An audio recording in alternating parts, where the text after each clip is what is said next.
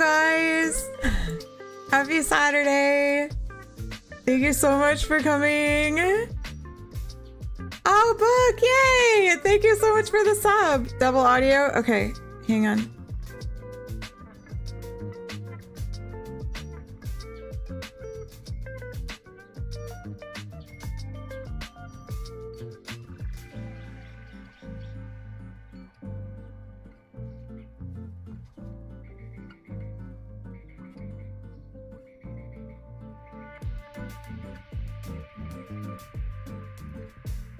Is this still double audio? Oh my gosh. Ah! You don't hear double audio, right? No? Okay,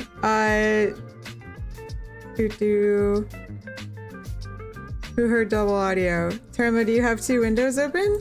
Test, test. 1, 2, 3. It sounds fine to you? Are you trip? I've only got 1 mic open. No double on Jana. No double for Phantom. Killing me, Terma. Test, test, test. 1, 2, 3. Thank you, Mia.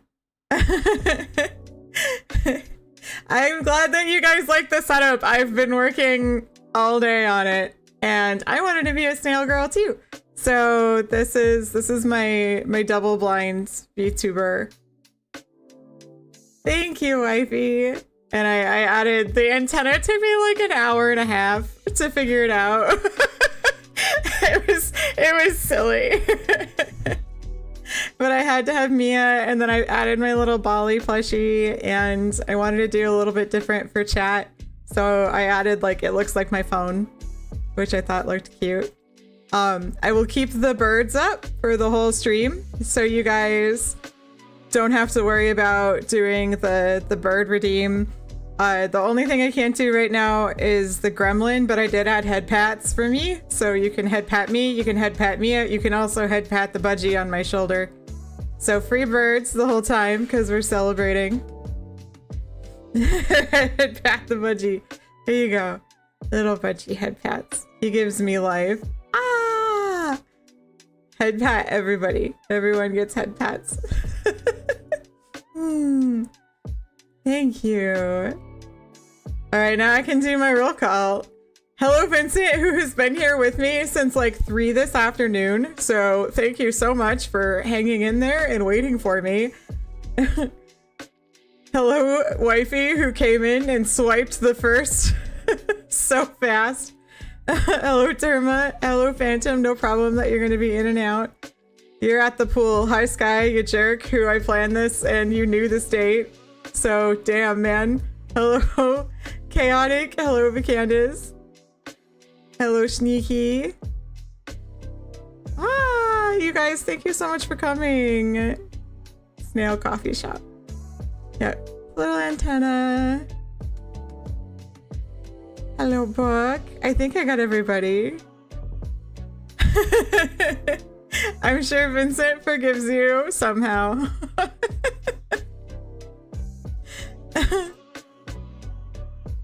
The one time we're on time. Hey, I've been on time like the last 3 streams. I've been good and made sure dinner was on the table and that we were good to go.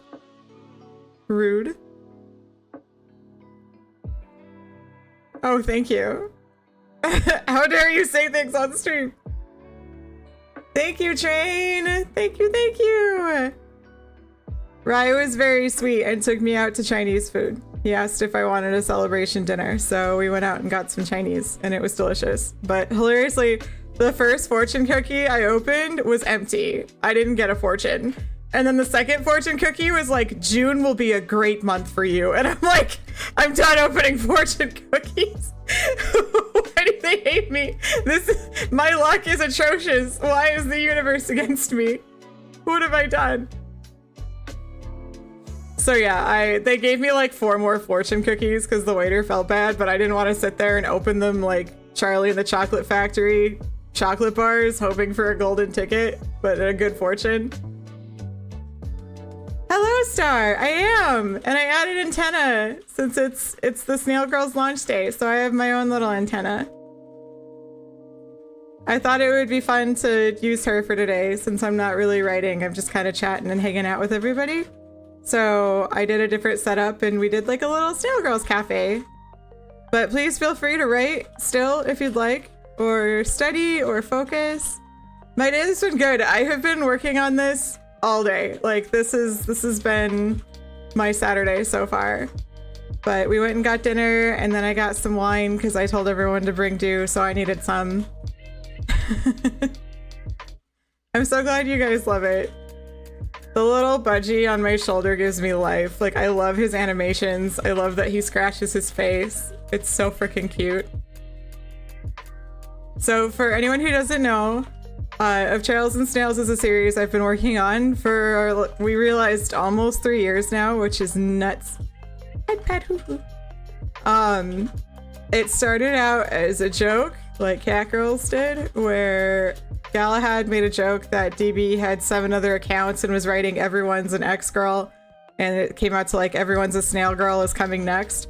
And then Sky and I were like, but what if it wasn't a joke? So the initial idea was to just write 10K and go from there. But as I started writing it, I'm like, this world is fun. Look, I almost added a head pat for the Bali plush, and I'm like, no, surely they won't ask for that. The worst fortune cookie I ever opened. Your presence makes those around you more aware of their own intelligence. My best friends called me hey stupid for the rest of the night. That's awful. That's not a fortune cookie. That's a fucking diss.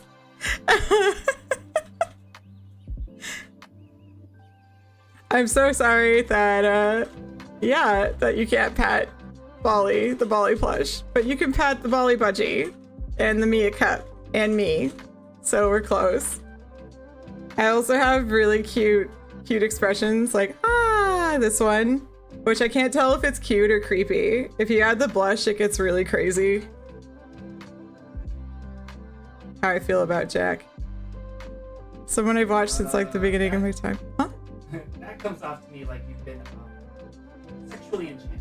Oh, sexually enchanted. Okay. On Dairy Leagues. On stars. Oops. They had their final stream, so I'm not doing good mentally. Aww. What was their... Why did they stop streaming? Are they just moving on to other things? And you got sick. Oh. I'm sorry you've been sick. Anxiety. That's understandable. It's really, really hard. And the internet can be really mean. So it's good to recognize your boundaries and like when you need to stop. That's why Ryan and I took a look at everything and decided to back off just a little bit for like streams and videos and things. So we're gonna be taking a break from social media just in general for like a month after this week and just going back to writing for a while because it's tough. So I hope that they can find some peace and maybe they'll come back. Well, then that's good. I mean, that's good to be grateful for stuff that they helped you with. That doesn't change. They might come back to it later and start something else, but it's good to step away. It's how we all feel about Jack. Jack is so yummy, man. I don't know if I'm a narcissist for liking my own guy characters or not, but that's fine. I don't care enough. We typically write the characters. Yeah, we want to write the characters that we love, so it just kind of happens. All right. Patterns for what? What, making Bali? Like making the little blurby Bali? You need the plush bird on the desk. He is very, very cute. I know, it still hurts. Absolutely. Like, I'm not saying your feelings aren't valid. It's tough. It's like losing a friend in a way. So give yourself space and be kind to yourself. Because that's really hard. But we'll still be here to hang out with you and you can chat with us. And that was really cool that you were there for their last stream too. That was super kind. Wine break. Hello, Traileon! I am a snail girl today. How are you? How was your Saturday? This is a very different stream for me.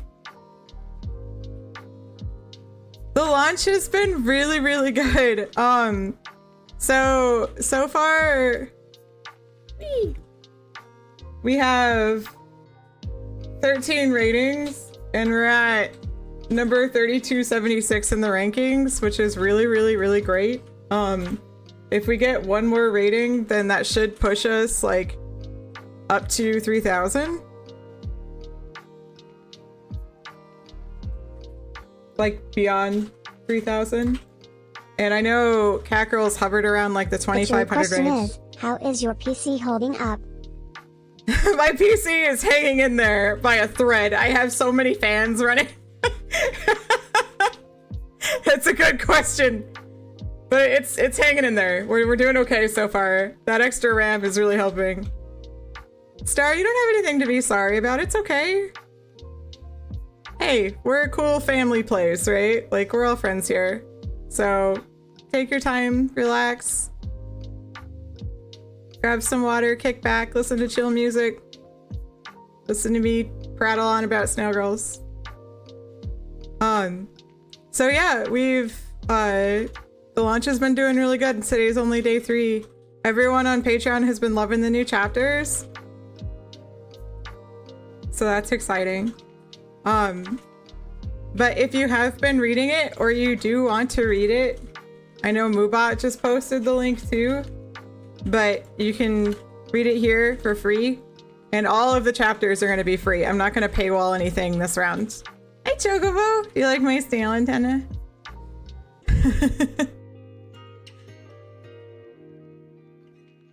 Oh, I should pin the link. That's smart. I always forget that I can pin things. Let me do this. So making a Railroad account is free. Free trails and snails here.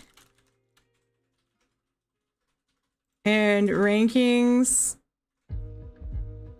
Oh, that's so big. Is that okay? Should I delete it and try a different one? Is that an okay pin? That looks really... Oh, I can make it smaller. Okay, cool. It's fine. It's fine, leave it. Okay, I won't touch. But yeah, if you go here and favorite and follow and leave a review, that boosts our ranking so much, which is what gets it in front of readers, which is what pulls in new people. We have an ad running starting today. I think it started today. I guess I can go look real quick. I haven't had a chance to actually look at it. Let me see. I don't understand this dashboard sometimes. Stats, advanced.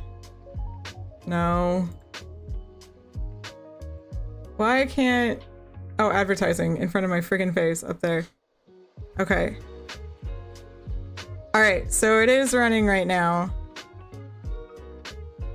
So this is pretty cool. It actually has a better click-through rank, or click-through rate than Cat Girls did on our other 2 ads so far. 1 follow, 3 read later. So that's a huge plus.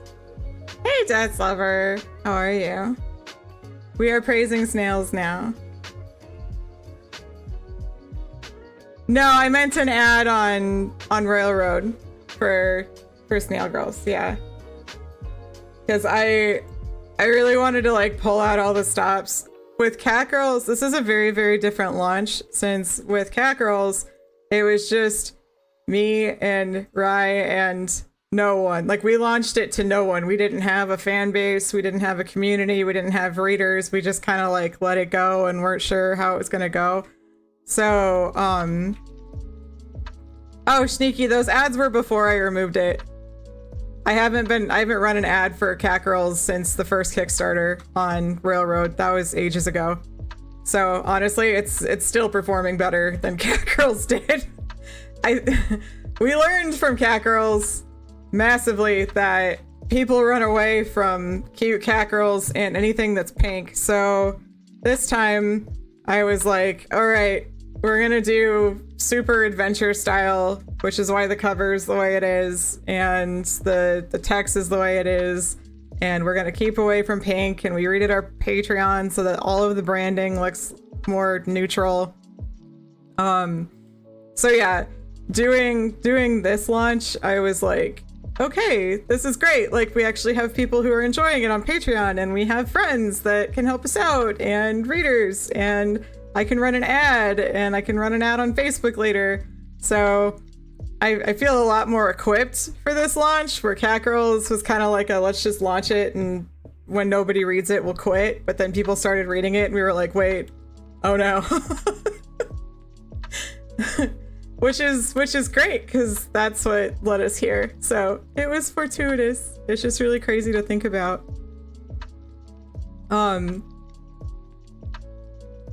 Yeah, marketing knowledge is so helpful for any kind of launch at all. And pretty much everything that we've learned so far, I have just thrown at this. Like, having a launch stream I thought would be really fun, and I can answer questions and chat with you guys about it, and we could have fun here.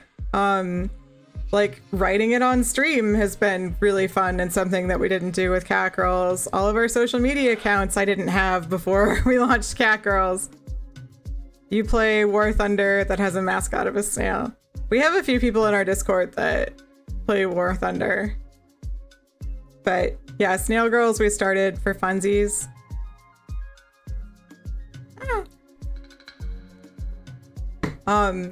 The systems, so it's a gamelet for anyone who hasn't read it. So the characters actually have skills that they use for combat, but it's not quite lit RPG because I was not going to sit down and do number crunching like Rye does. It's really amazing what Rye does, and it takes him so much time. And I'm like, no. So I started to base the systems on kind of Cat Girls, but then I started tweaking all of the skills and the numbers. No, really?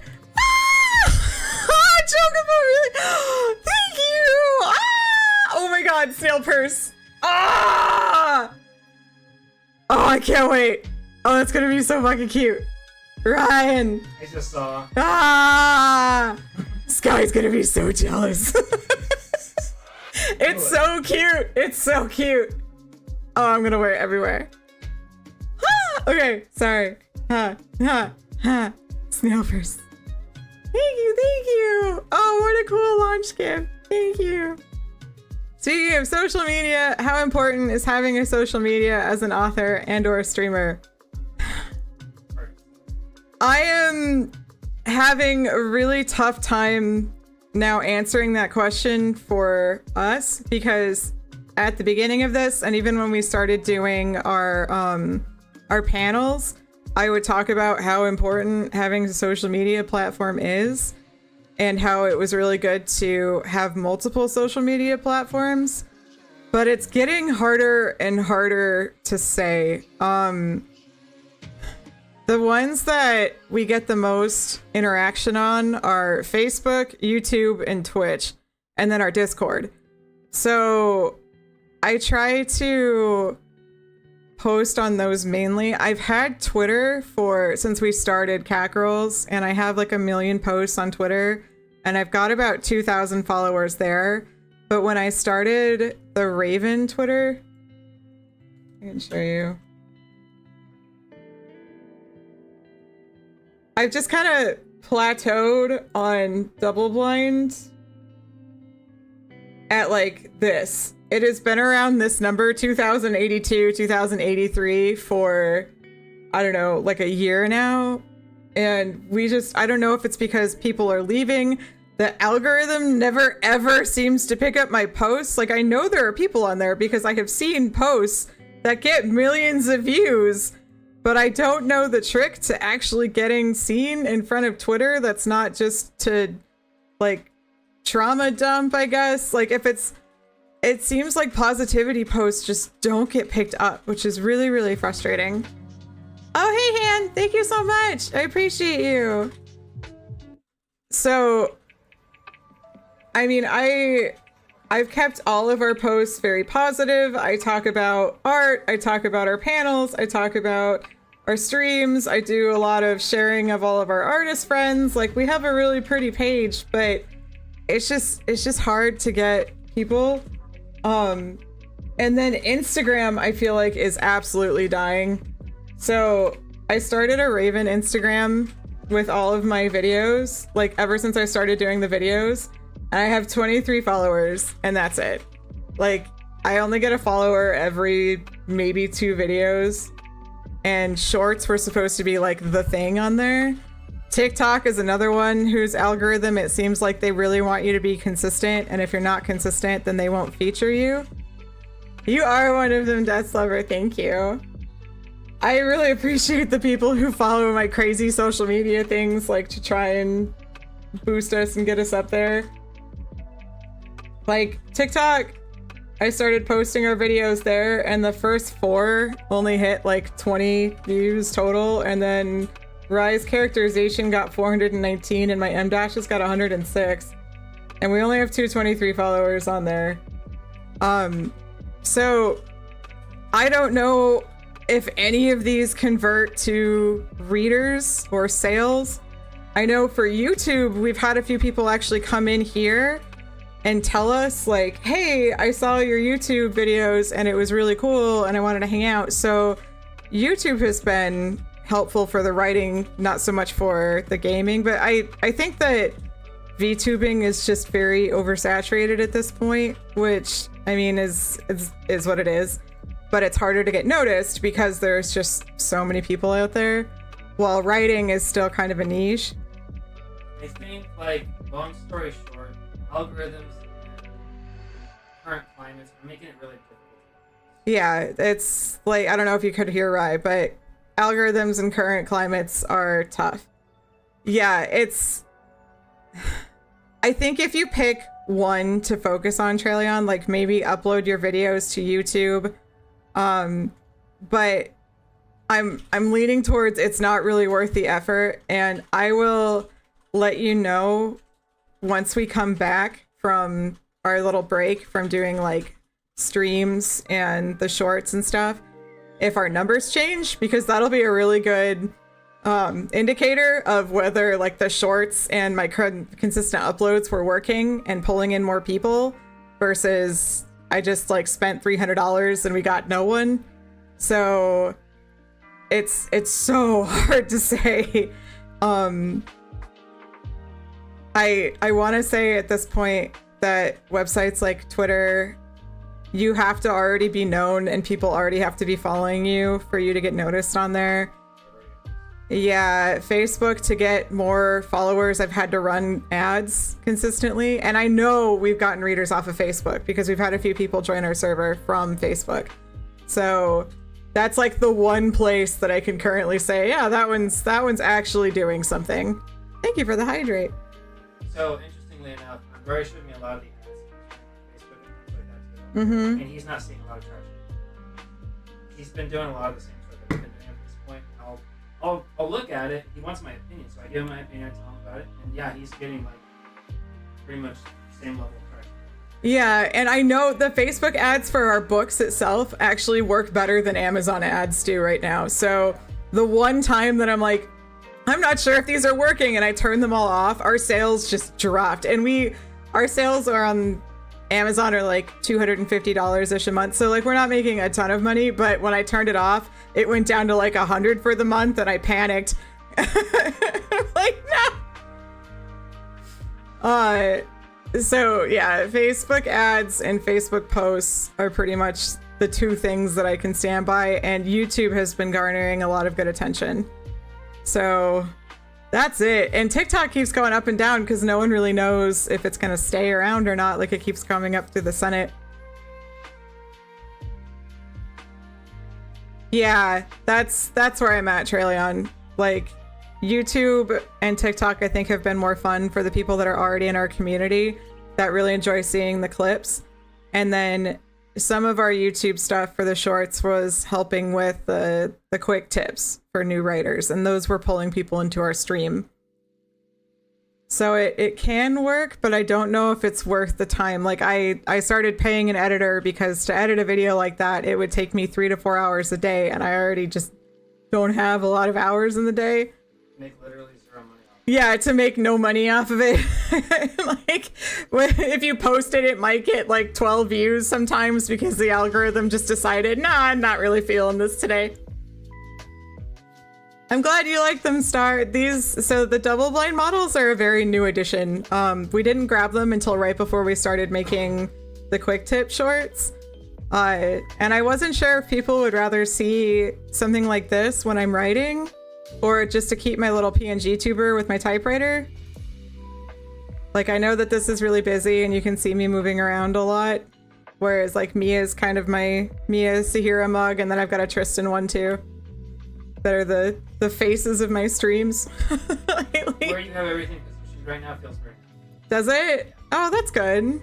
Yay. It feels like it's... Thank you. I put it together myself, so that's great to hear. And terrified them with 1,000 times resist. Well, we were painting rocks yesterday and you said like hair to hair, brother. I fucking lost it. And my mom's like, I don't get it. What's so funny? Like, our Discord has been cursed with 1,000 times resist. My background makes you want to order a cranberry scone with a caramel hot chocolate. Do it. Do it. I got my wine, so we're good to go. Oh, Terma, it's no problem. You're fine. Welcome back. I wasn't even thinking about it. We have moved on. You're good. I also know that there are riggers out there who would do like a typewriter model with an animation. I could always ask the person that did my controller model if that's something that they could do later, because they did my controller with like pre-built animations and it's really beautiful. So that's something to think of later in September, if you guys really, really like my VTuber as opposed to my little PNG tuber. Thank you, Terma. Yay! I added the little Bali because he's so cute and he looks really good on the table. Now we all want Bali plushies. I should have said this at the beginning too, but any questions you guys have about publishing, Snail Girls, about doing Royal Road, about serials, I'm open. Like, I wanted to hang out with you guys and answer whatever I possibly could. Rye's hanging out with me too.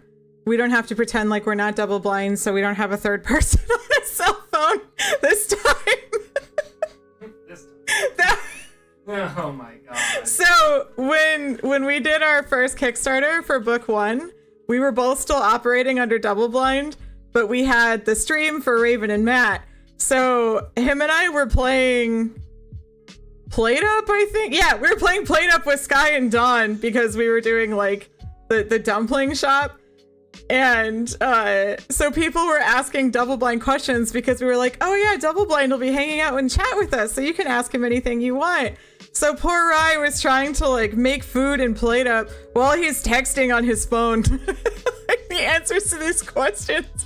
I think some of the people in here aren't aware that we used to be. When we first started writing together, Double Blind was our pen name, and we didn't tell anyone who we were for a myriad of reasons. One, we didn't want really to talk about us. We wanted the story to stand on its own legs.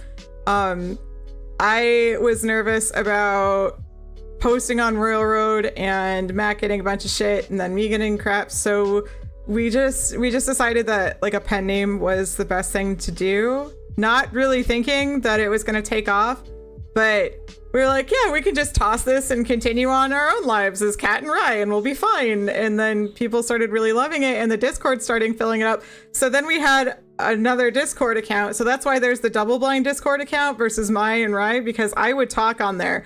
So there would be days where like one of us would be on the DB account, like talking to ourselves to keep chat going and keep things lively.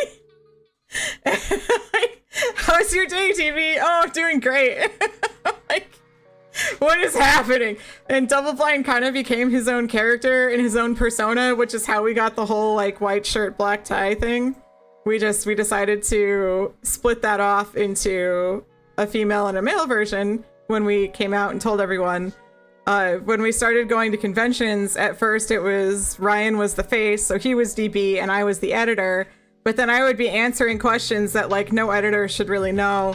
And I'm like, we have to tell them. Like, this is getting too big. It's out of our hands. And that was by the time book 3 was almost out. So yeah, the first Kickstarter was really funny. With poor answering questions while he's like making dumplings in the background. It's been a huge, crazy journey that started with me getting upset because our books sold like 3 copies and these lit RPG authors were getting like 30 grand a month on their Patreon. And I'm like, we play games. We like games. I'm sending a man to Catgirl World. Fuck it. And like, that's where we are now.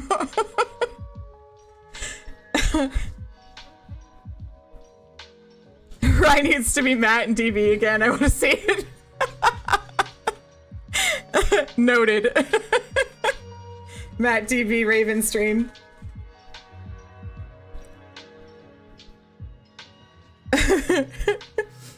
Rye the soy sauce. Rye soy sauce. No, I have to answer this question. AC, hello. I am not cooking the snail girls. With or without the axe. The soy sauce? I would like no axe with my soy sauce. Thank you, Terma. Thank you so much. I'm really, really happy that everyone has loved this story so far because I am fully aware of how weird it is and like the faces my parents made when I said I'm launching my Snail Girls story this weekend, and my dad's like, the what? My mom had already had the same face, and I'd already shown her the cover. It's so funny because like Tom gets that look on his face. Yeah. And a smile, like, okay. Yeah, this is what you write. Okay. My daughter is writing Snail Girls. That's fine. And Snail Girls is just me. So this story is 100% I wrote it. Rye has helped me read through it and like help out with my skills and stuff a little bit. So I really appreciate his assistance and him reading my story and giving me his feedback. But it's different from Cat Girls where we actually don't take turns writing the chapters. Just like Mecha will be all his, Sahira is all mine, and then his new Necromancer story is all his. But we're still publishing them under DoubleBlind so that everything is under one heading. Since honestly, one of the best ways to get noticed on Amazon now is by having as many books as humanly possible, which sounds awful, but it's just how it is. Which, hey, 2 authors. Yeah, we're working on it. Suspension of disbelief really works. It's crazy. It does. It really does work. And especially if you can make it sound realistic. And I've done an insane amount of research for this story, like over, above, and beyond the Call of Duty. So it feels real, I think.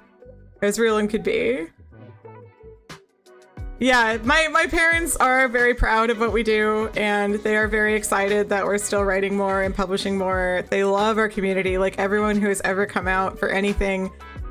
They've both gotten to meet a good chunk, and they're always like, you have the most wonderful friends, which feels really wonderful too. This has been a super cute concept. Thank you! Thank you, Chaotic. Don't know what fool would believe it was Something both of that I you. wanted to ask was, with the new setup, does this mean no more gremlins? And if not, does that mean you'll have to change the thingies every time, or is there an on and off button for that? Let me answer that in just a second, Vincent. Star, it's totally okay that you thought it was both of us. A few people said that they thought it was both of us. Which is fine. Like, I think that Ryan and my's voice together is really cool, and it sounds very unique from each of our own separate voices, which is really fun. Lily Bell still needs to shine. Look, you're right. Thank you, Death Lover. Oh, we got Head Pat, the budgie. Let me go. Head Pat, budgie. Yeah, a Head Pat Mia. Okay, do not be sorry. I I should be able to do, if we do this some kind of setup from now on, I should be able to do the gremlin. I just did not have time to build up the transition for that because it takes an extra special button on my stream deck, and like everything else this morning just took too much time. So yes, I can still use the gremlin. I can still set her up. Unfortunately, Twitch does not have like a deactivate this channel redeem option. I was lamenting over that as I was writing unavailable on the other ones to try and help people out to know like this isn't actually on right now. Like I can't do it right now. I have to delete it and then I have to actually like put it all back in there, which requires throwing, okay, maybe I'm dumb, but here, if we can look, throwing all of the images back too. Here, we'll go to my dashboard and we can look at it together. Channel point. Okay, so here's my power-ups and channel points. Oh my god, it does. It has this giant, big purple button that says enabled. Oh my god, Terma, why am I so fucking stupid? Dude, dude, dude, dude. Boy, that was so easy! Wow! Oh my goodness. Oh my goodness. I am so sorry. Thank you. Thank you for teaching me a new thing. Oh. Oh, I messed that up. Okay. Let me move that. You can click them off. I know because I do it. I learned something new today. Yay! In addition to fortune cookies hate me. Everyone's a cat girl feels intimidating because it's so long and I don't have a ton of time, but since I'm here for the launch, tempting. So cat girls, as long as like big as the series is, it actually reads really quickly, and this is not my bias talking. This is me saying I've read every book like 6 times and I can usually get through it in a few days. Like anytime I go through and edit it, it's just like, we've had people tear through all 700,000 words in like 4 days because they're just ripping right through it. But you can always take your time. You can always pick up the first one and do it. The first one is on audiobook if you wanted to listen to it in the background. Yes, Marlo and Rachel Music do an amazing job. The second one is coming out on audiobook soon, TM. I need to message Rachel. I know Marlo's almost done with his chapters. Head pat the mug kitty. Here we go. And then Snail Girls, though, is off on the full, like, this is the starting floor, and you don't have to read Cat Girls to read Snail Girls. They are completely different series, so you don't have to know about one or the other. They're totally different characters. The systems, like I said, I kind of borrowed from Cat Girl systems, but they're very different because I had to fit them to Snail Girls, and I had to give them skills and movesets that make sense for Snail Girls since they're not as lithe or as quick as Cat Girls. You love how the screen behind me looks like a billboard advertising thing behind you. Thank you! I was really happy with how all of this set up. I thought it looked really nice. I appreciate the compliment. The snail grind is real. I read through EAC in about 2 months. All of it, right, Death Lover? You'll get it, Star. That's okay. Take your time. Level max, play dead. I feel like if snails play dead, they'd still get eaten. Like, oh, are they warm still? Food. That's lunch.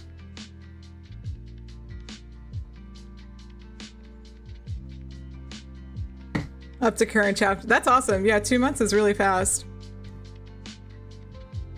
And Star, I know you've been busy too, so you'll get there when you get there. You've been reading Snail Girls though, which I appreciate. And there's the 2 chapters on Patreon you said I haven't read yet. After tomorrow, so tomorrow will be one more post of Snail Girls on Railroad, and then one more on Patreon, and then after that it'll be every single Sunday. So I'll be doing a chapter every Sunday. Snail Girl Sunday! You didn't read the, not sure if I could say what chapter I still need to read, but you should know the chapter I'm talking about from the Discord. The spiders? Because you panicked about the spiders? They're nice spiders. It's not like EAC where things are creepy. Everything is fun here. I didn't want to go really dark. I wanted something just kind of fun and lighthearted. Yeah, Snail Girls is very fairy tale whimsical. And then sexy because I wanted to. Snail Day! Fairy tale, whimsical, sexy. Yeah! Like, they work with bugs. They have bugs that light up their taverns and their houses, and then they carry around like jars of fireflies. They work with moths for silk. They work with spiders for the web. They work with all kinds of frogs. That's why Mia has her frog for her froggy.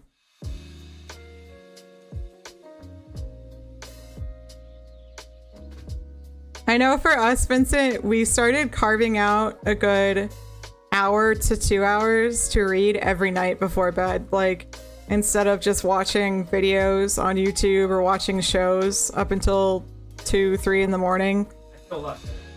Yeah, me too. I finished 3 books in the last 3 weeks because we started carving out time. And I haven't finished that many in like years, so that's felt really nice. I missed reading before bed. Yeah, the spiders are not as creepy as Rye traumatizations. Rye has nightmarish monster creations that are amazing and terrifying. He's very helpful when I'm like, hey, I need a monster. Though he'll default usually to some kind of insect. Which is really funny.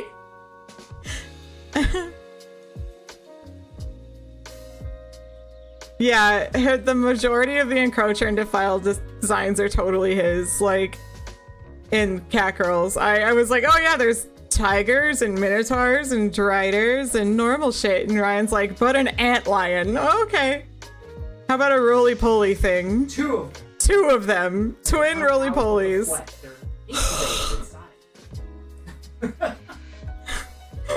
I was scared shit. Yeah, horror is not a goal. Like, there might be something a little bit spooky that comes up later. And I don't have one planned, I'm just saying. Like, there might be a spooky moment. There's kind of a spooky moment with the spiders leading up to it, because they have to stand in the dark. But it's very quickly resolved. Yeah. And the little spiders are cute. My goal especially, like, we love critters. We love tarantulas and snakes, and we help out the spiders outside, and like, I thought it would be really fun to have a whole society that works with critters because I want to paint them in a nice light. Too many horrors paint bugs and snakes and even frogs just in like terrible light that makes them sound disgusting at all times. So my goal is to make them cute and lovable. And then you'll be like, wow, that spider is sexy, and wonder what's wrong with me. I won't. Kiki is fine. She is probably more traumatized by more than the spider. Kiki's spider was only in Matt's head anyway, and not a real thing. Yeah, I know insects and arachnids are creepy in shape, but they're so neat. Like, we have 6 tarantulas. One of them just molted, and he looks so beautiful. Yeah, we have 5 snakes and six tarantulas. They're all absolute sweethearts. Except Coral, but that's just because she hates me, one of our snakes. She's a daddy's girl through and through. I will not deal with her. That's not that she's like a mean animal. She loves Ryan and she doesn't like me. It's fine. I've come to accept this fact of life. I'm happy to come get your snakes out and your spiders out. You read that part of EAC before bed and it scared you. I'm so sorry. Ryan should be sorry. I'm not apologizing. He came up with Kiki's spider. That was all you. I'm holding on.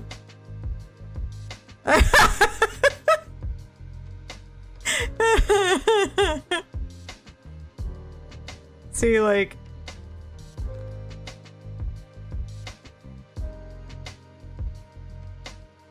Here's my spider lady. And then... Doo-doo.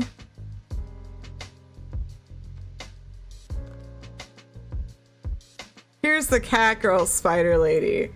So you can see there's a little bit of a difference here between Zarir and this.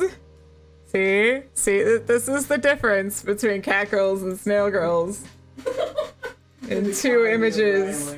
Yeah. One of these is huggable and one of them isn't. Nope. Bully, get his balls for me. Hi, Yukina. She had the stuffy the whole time. That was really sweet of you to try and bring it there, though. That was really sweet.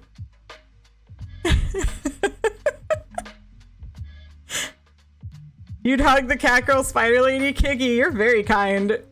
I love tarantulas, and I don't think I'd hug that. I think I would stay very far away. She just looks very angry. She can tie me up in her web any night. I just posted her chapter on Patreon today. I was very excited. So I can post the not safe for work artwork I have of her next week, which is great. I haven't shared that with anyone but like Sky and Rye, I think. So now I can share it with everybody. Snail girl spider lady can tie me in a web whenever she wants. I want a bobble. That sounds like fun.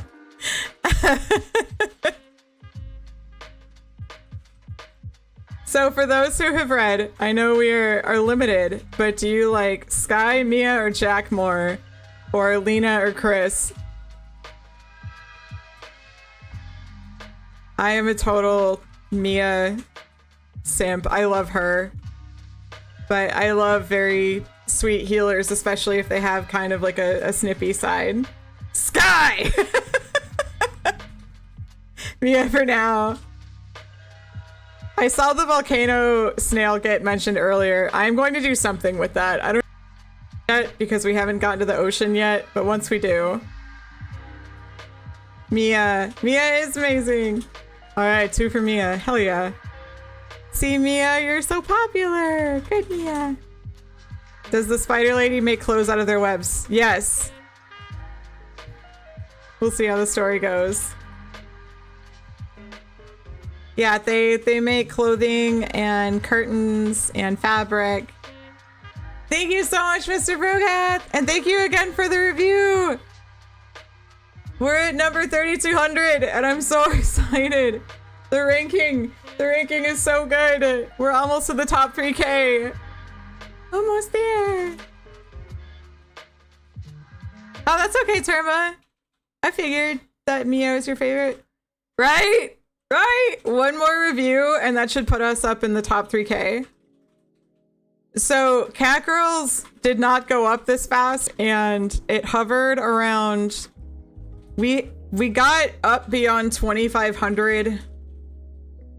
And I thought I had saved a screenshot and I was kind of looking for it the other day because like I have a happiness folder where I save milestones to remind myself. Let's see if I've got it.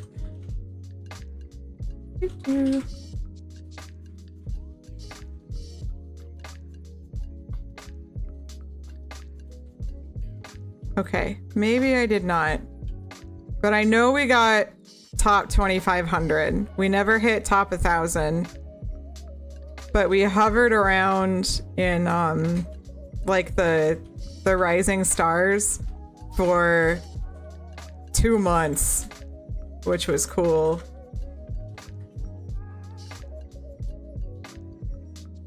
So we're doing better than we were with Cat Girls so far. But we launched Cat Girls to no one. Like we didn't have friends who read, we didn't have a community for it, we didn't have, like, all of our social media was brand new since DoubleBlind hadn't existed before, so this is a whole different experience. Yes, we will still be active in Discord. Discord will be the only place where we'll still be chatting social media wise. We do have the one Kickstarter workshop for the writers workshop that was very, very generously sponsored by Carmine. So I will be doing that. That one might mostly be me. I asked Ryan to come with me to fill in blanks that I forget, but it'll be like setting one up, best practices, like for your book, what to expect, what to do before you even consider it, etc., etc. And yeah, a launch team has made a world of difference. I cannot thank you guys enough for leaving reviews on this story. On Railroad, reviews carry the weight of that number. Especially if you can do advanced reviews. So advanced reviews are the ones where it has you do all of these things. It has you rate the overall style, story, grammar, character, and then like an overall number. And then it asks you to add like a little bit more words than the other ones do. Any review is fantastic, so please don't feel obligated to do that. I just know I had a couple of questions on like what was an advanced review versus just kind of like a regular star review, and it just holds more weight. So that's it. But yeah, any review right now is super, super, super helpful. A Royal Road account is free. All of the chapters are going to be free. I'm not paywalling Not Safe for Work this time just because the chapters are coming out so slowly compared to Cat Girls that I don't want to be like, hey, new week, new Sunday, haha, go pay me. Like, that's not nice. So I will be posting everything on Royal Road, Reddit, and ScribbleHub. ScribbleHub I may stop. We'll see if it gets any kind of traction after like 10 chapters. So far, it's not looking great, but it was worth a shot. Yeah, I'm kind of losing ScribbleHub just. Yeah, Scribble's tough. Scribble seems to be more of like AO3 where it's just people who go to read and not really want to like buy anything or convert over to Patreon or even buy the books.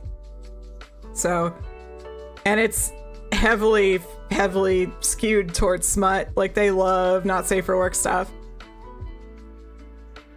We have a truly awesome community. No, I guess probably the best one I've seen. Thank you, Mr. Rogat. I agree. Our community is, honest to goodness, like the best corner of the internet by far. I will die on these words and on this hill. I'm so blessed. Ryan and I feel so lucky to have the coolest fucking friends and the best place. Like, I love just watching people chat in Discord some days. Everyone is so kind to one another. And that means the world to me because spreading kindness is like what we wanted to do. Star! Thank you! Oh my god, thank you so much! Ah, thank you, Star! Yay! I talked to an author that said weird smut does, but take that with a grain of salt. Yeah, so like there's like a Minotaur milking one that does really freaking well on there. I post all my Tongues and Tales stories, and that has like 110,000 views or something stupid, and it's nothing but Not Safe for Work commissions and chapters. So, but I haven't seen like anything convert over to Patreon, just people that go and read them. It's a Minotaur milkmaid story. I don't know, I just see it pop up a bunch. I haven't read it, I just see the cover is very identifiable. And I'm like, oh yeah, it's you. I see it pop up on a lot of the lists that EAC does. Rye did get a gifted sub. You're welcome, Rye. Star loves you. No, I don't think it's the Minotaur that gets milked. I think the milkmaid does. But I don't know, man. Like, I haven't read the story. Maybe it'll... My favorite story... I mean, I've seen a story like that around.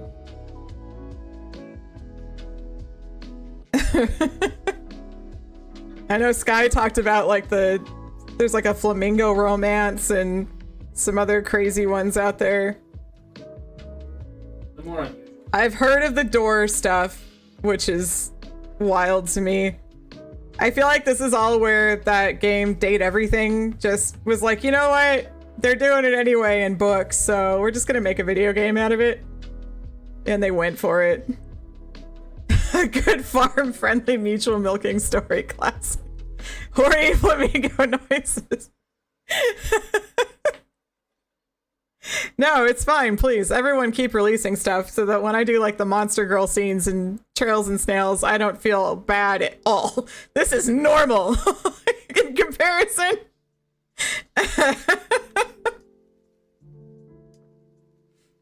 It's okay, tomorrow, everyone who's not on Patreon gets the question answered of how does Jack actually couple up with Snail Girls, so one more day, you're welcome. We're right there.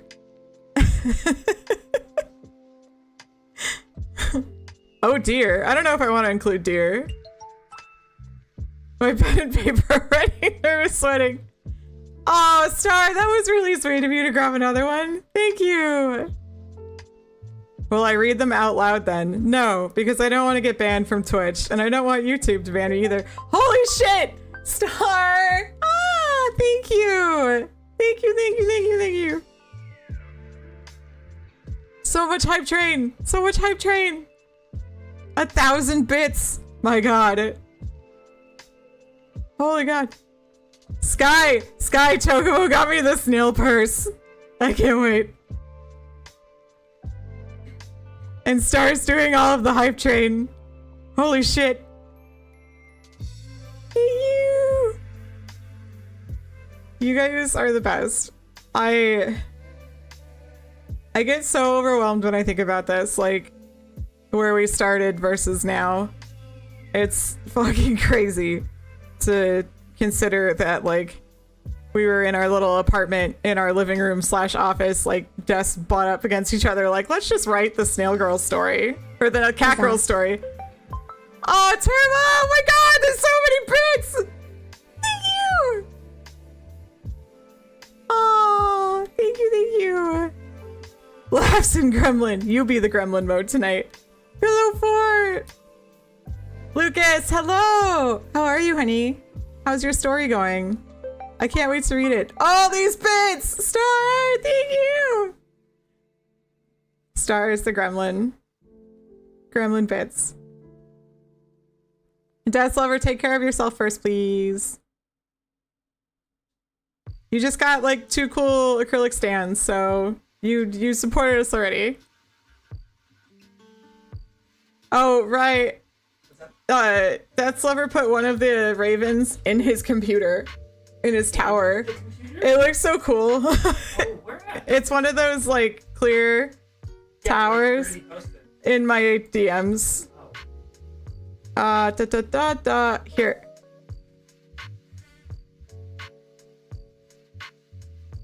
Look. Dude, nice tower. Right? I love these stickers. I love this sticker. I like that she has purple hair.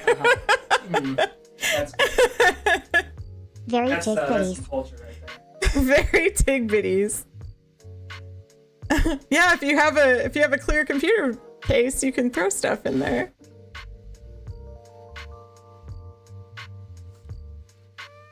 Yay! You guys are amazing. Thank you, thank you, thank you, thank you.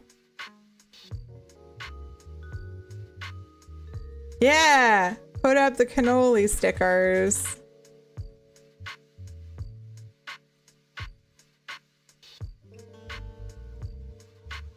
Ah, holy shit! Look at this hype train!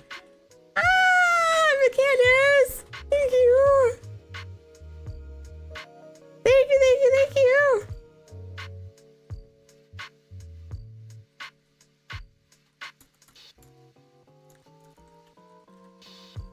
Oh my god! Thank you! That went out to great people. That was perfect. All my people who hang out with me. Yay! Yay, yay! Oh my god, level 4 hype train. That's incredible! That's incredible!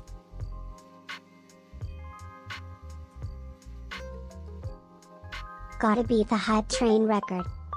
Ah, Tara! Ah! Tig bitties.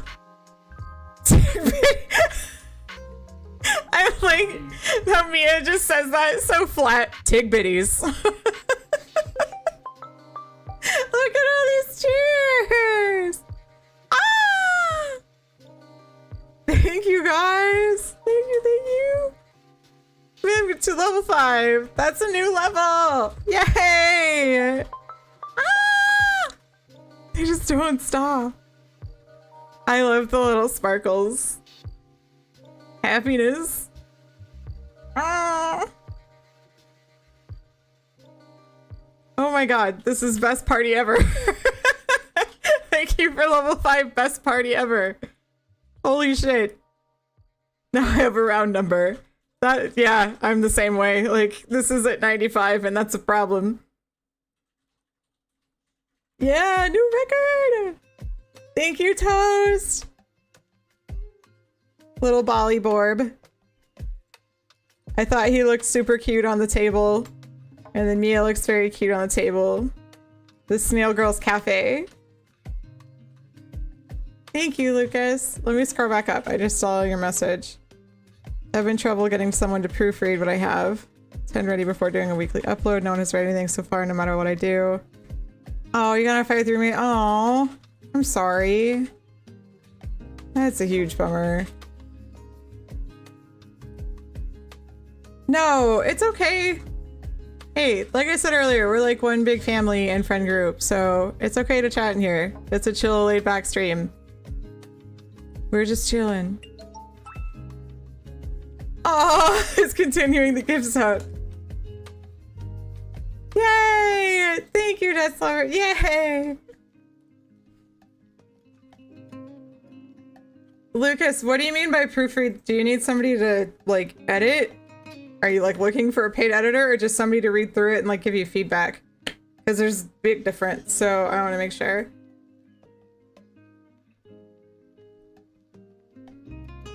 Oh, level 6! Thank you, Trillion. No, that's plenty of support! Thank you! You guys are the best. I wasn't sure what to expect. I'm like, I've got my wine, and if it's just me and Vincent, that's cool. Vincent and I will just talk about whatever. Snail Girls, yay! Thank you, thank you, thank you.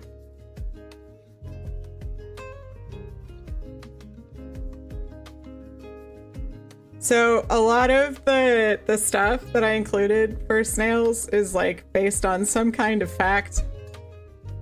Like love darts are real. I looked up antennae and like I know that a lot of times the eyes are on there, but I didn't want that. That's creepy. Eye stalks are creepy. But they can feel like vibrations and serve as almost like a second pair of ears, so I thought that would be cool. You just want someone to read it. Okay. One sec.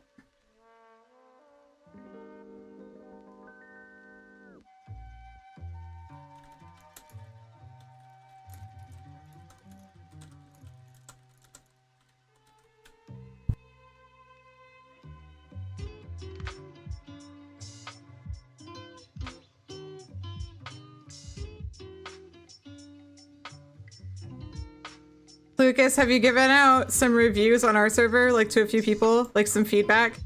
Because I know one of the easiest ways to do a feedback loop is to like do some feedback too.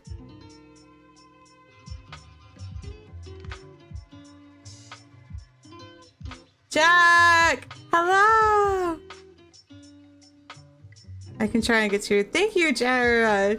Chaotic, sorry. I was looking at Jack's name. Thanks, Jack, because you didn't say that at all.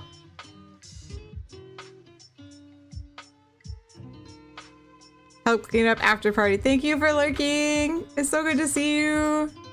We hit a level 5 tree. This is crazy. Ah, Foxstar! Oh my god, we're gonna hit 6! Ah! Level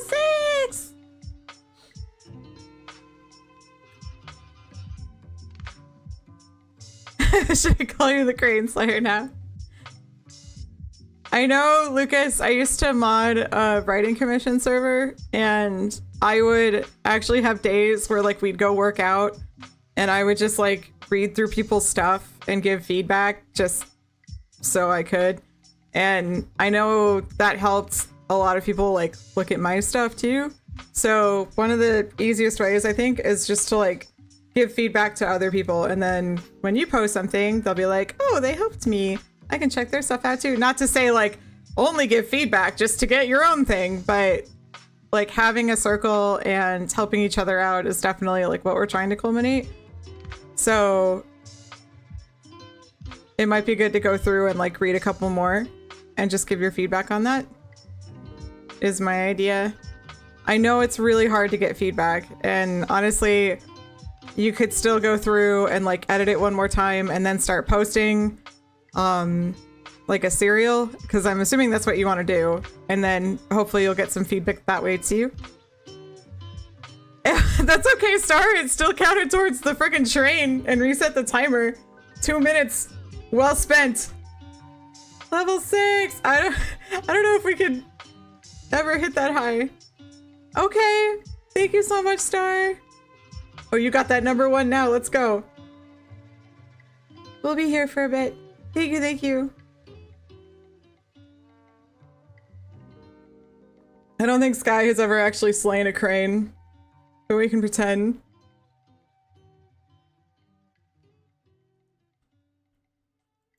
Oh yeah, sure. Go ahead, Terma. What is your question about the love darts? Let's go.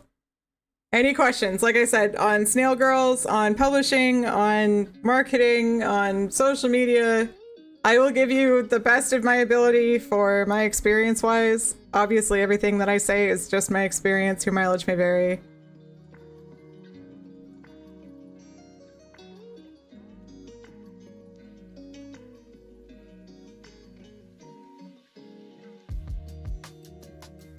Okay, Lucas. I mean, whatever you want to do. I just wanted to help. I wish I had more time to like go through and read everyone's stuff. Yeah, that's where we were with Cat Girls too. Just like, all right, just throwing it up there. I've read it. I read it. Here we go. And the internet had no problem telling us what it thought. On either side of the spectrum. Yeah, if you like your story, there's someone else out there who's gonna write your story. Everyone's story is amazing and unique and different. So sometimes it's good to just run with it.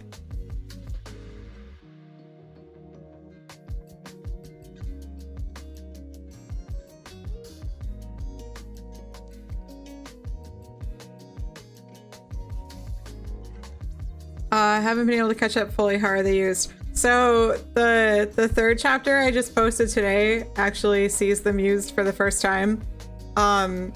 They're, instead of the giant arrows that real snails have, which are 1/5 of their size, and that actually kills snails sometimes because they can like shoot them through the head and then kill them, which is intense. I made them needle sized and needle like. And the girls they have like a little thing that they can pull them out from behind their ears.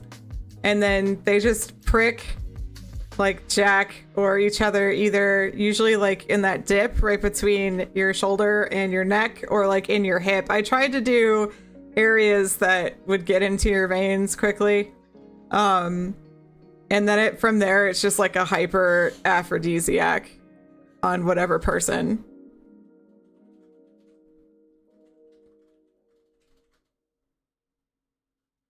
They are used lovingly. I tried to convert them to human-sized, snail girl-sized, instead of they ram an ice pick through Jack's brain. That's not hot. That's terrifying. We don't want that.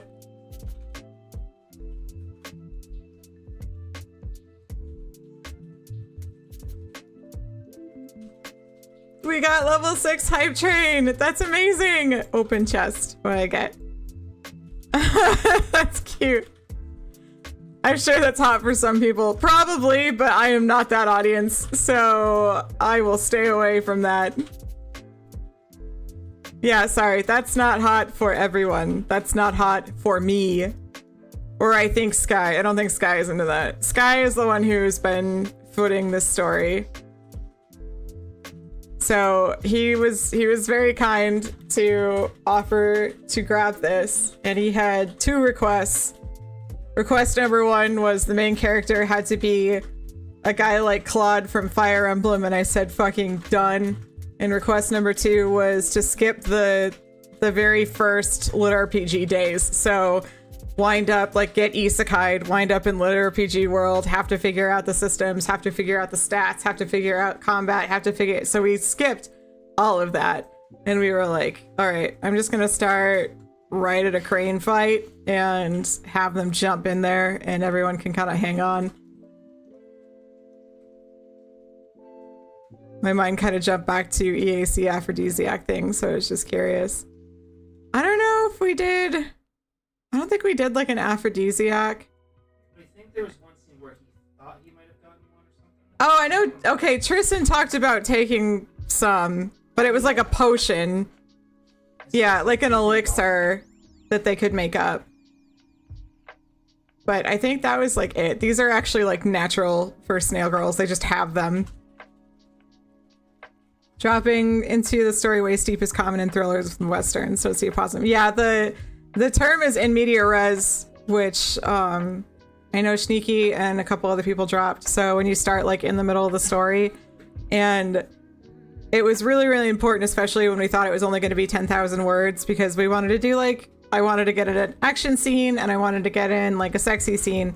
But then after that, we were like, let's keep going. So now I might add some interlude chapters of like Jack's first days in Moleskia and just kind of him like learning the other girls and like getting along with everyone and seeing certain things, like the girls talking to mods.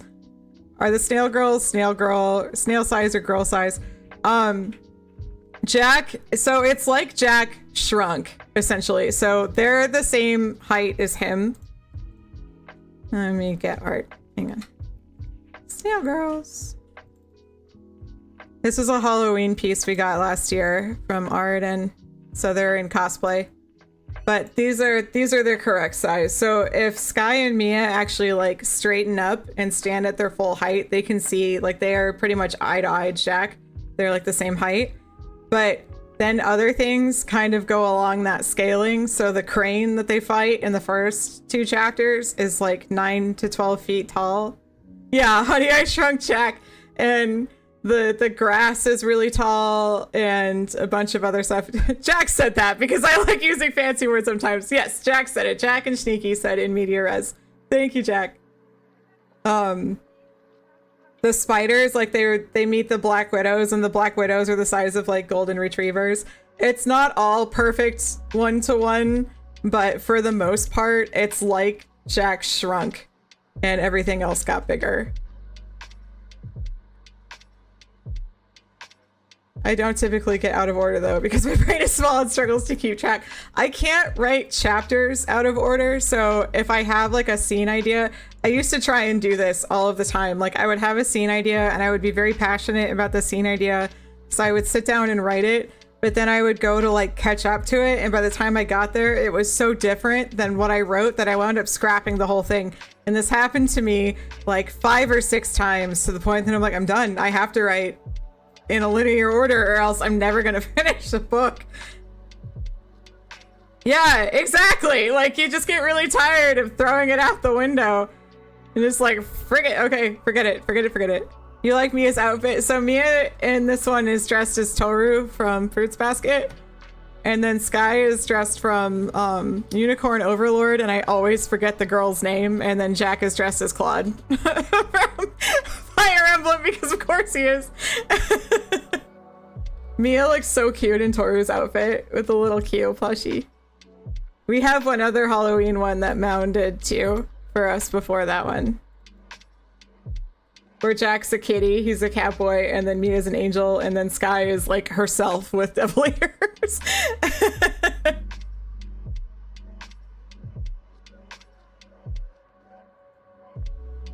Right? We have some really, really cute Snail Girls art, and I am excited to share it. Mound did this one. Mound Shady, our resident raccoon. She has her own channel in our Discord that's called like Mount's trash bin. That's her.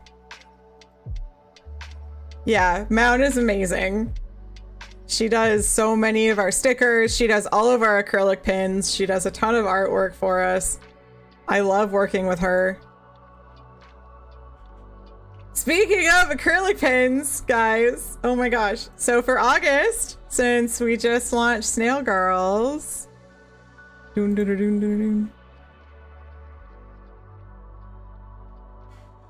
have to scroll up. It's Mia! So if you're on our Patreon and you are on one of the $20 or higher tiers, you'll get a Mia pin! And her antenna are in hearts, but it's really hard to see because my screen keeps cutting it down. So I am very excited. She's so cute. Mia drew her so cute. This art is the reason I think Sky has spooky stuff on her shell. I could see her slapping stickers on it, even though the real Sky hates stickers, like, with a passion.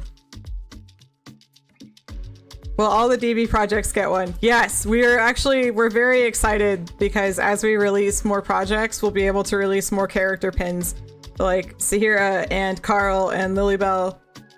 I definitely want a Jack pin. I will die for a Jack pin. What does the pictures of fermented dew taste like? A cocktail spirits? I kind of imagined it like an ale. Almost like a light, I don't want to say Hefeweizen, more like citrusy. So maybe an IPA. I think pictures of dew would be an IPA. And then maybe the super duper fermented stuff could be more like gin. I could see them putting a lot of herbs and flavors in them. And then fermenting them for a while.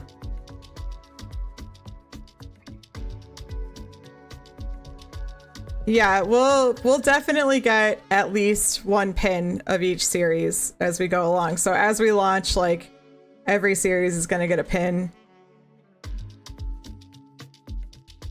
Especially since they're monthly, so we love having more cute pins and cute characters. Collect all the pins! It's so crazy because we have all of the pins up on our board and we almost have 2 full rows filled out. We've done this for like a year and a half and they look so cute. You need a cannoli one too. We should circle back around to her as well because we just did another Kiki one for the first time ever. It's the first duplicate character pin. It made the most sense to me. Oh no, it does. It's crazy to think that we had so many characters that it's like this is the first time we're circling back. Yeah, right? Hefeweizen is pretty much the beer I only like. I love Hefes too, but I'm trying to think like that banana clovey probably wouldn't be there. I keep leaning more towards citrus. Herbie gins are out there. They are, and I don't like the gins that taste like a juniper tree. If I wanted to eat one, I could go eat one. I really like Hendrick's gin. And then there's a few others I've had that I really enjoy. Enjoy your ice cream book! Enjoy, enjoy! Is there an Espada pin? Didn't we do one? Did we not? I don't think we have, actually. We didn't do an Espada pin. She slipped mine. Oh, she slipped mine too, or I would have said so. He's gonna go look at our pin board. I don't think there is one. Okay, that noted. I'm gonna send that to Rai or put it in our Cat Girls chat. We have not done a Espada. Okay, noted. Note. Espada pin. Now it is planned. I would really, really like to do one in her Royal Guard armor. Now that we have a design for her Royal Guard armor.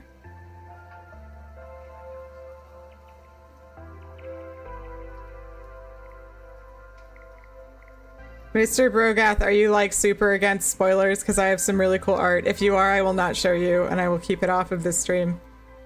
Yeah, well, we don't know how many people would. I've put it on stream before. Oh, have you? Yeah. Okay. All right. This is in progress. I gotta pull it up.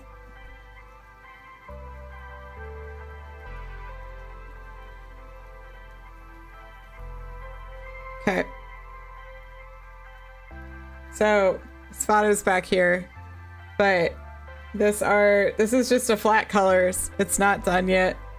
This is like one of my favorite art pieces that we've ever had done with Cat Girls that Jack and I went in on, and I love it so freaking much. But this artist actually designed like Espada's Royal Guard armor, which we've never had her in before. So I'm like, yeah, this would be cool.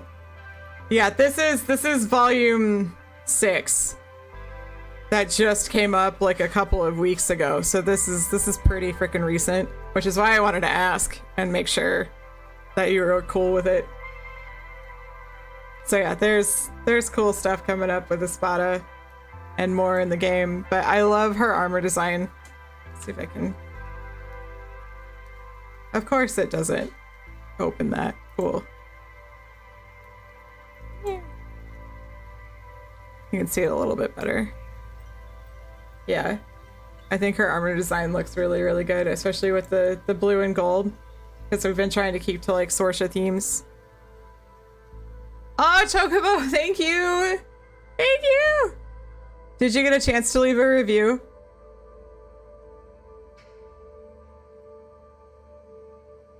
Just out of curiosity, or if you need help walking through that, I will help.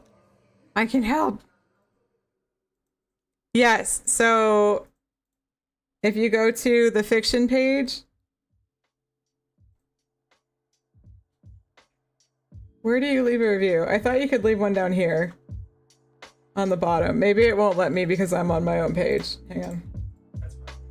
I'm just gonna open a random story. The elf who would become a dragon. Down. Yeah, okay. So on the main page, if you scroll down, there's a big box that says leave a review. And then if you click this little button that says advanced review, it'll let you leave all of these stars too. And then I think the words, like there just has to be a few more words than the normal review, but it carries a better weight in their system, so it bumps us higher. 200 minimum. We actually had somebody leave one on Cat Girls that was like, this needs 50 more words, so here are my words because I need more words. We were like, yeah, all right. That was fun. I still have sweating over the forge Espada in my mind. That's okay. That's where she still is. That picture is actually from the past. That's not future. So she's still. I think you can convert it. And you didn't F up. Like I said, all reviews are great reviews, and I'm not about to be like, why isn't it in advance, or what did you do? Like, no. Thank you. Stars are yeah. Stars are welcome. Like, there's just each of the reviews has like a little bit of different of a weight. But I think you can edit your review and change it. Me tossing water on her is my job. I'll be paid to do it. Send me in, coach. You keep her nice and cool. It's fine. Someone on the island needs to. Damn, she works so hard. I'll do it for free.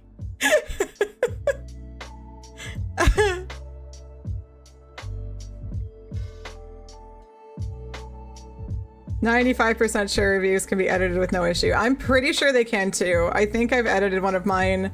I think somebody edited theirs before on Cat Girls without an issue. They have. Yeah, okay. Some people have even come back and been like, oh, if this changes, I'll change my review. Yeah, okay. We've had people that are like, oh, if this changes, then I'll shift it around. Thank you, Mr. Ruga. Oh, thank you, Termit. Like I said, I'm not going to look gift horse mouth face, but I forgot the fucking saying. Anyway, gift horse in the mouth. You're just grateful for a review. Yeah, I'm grateful for any review at all. Stars, words, advanced, like everything helps. Everything helps. And people do go, oh, this had good reviews, so I read it. Like, we see that all of the time, everywhere. And we appreciate it so much. And this helps everything. Like, it helps us be able to keep creating stories that are out of the box. This is what pushes us up through everything else that isn't out of the box. Reviews are critical. Yeah, like this is beyond any other metric. This is the one that helps. That actually like pushes us up. Every review so far has pushed us like 400 places on the ranking list. So it's significant. Okay, I am going to take a very quick break, refill my water, run a quick ad so that we can keep the pre-rolls off. And I will be back in 3 minutes, guys. So I'll be right back. Thank you so much again. I'll be right back.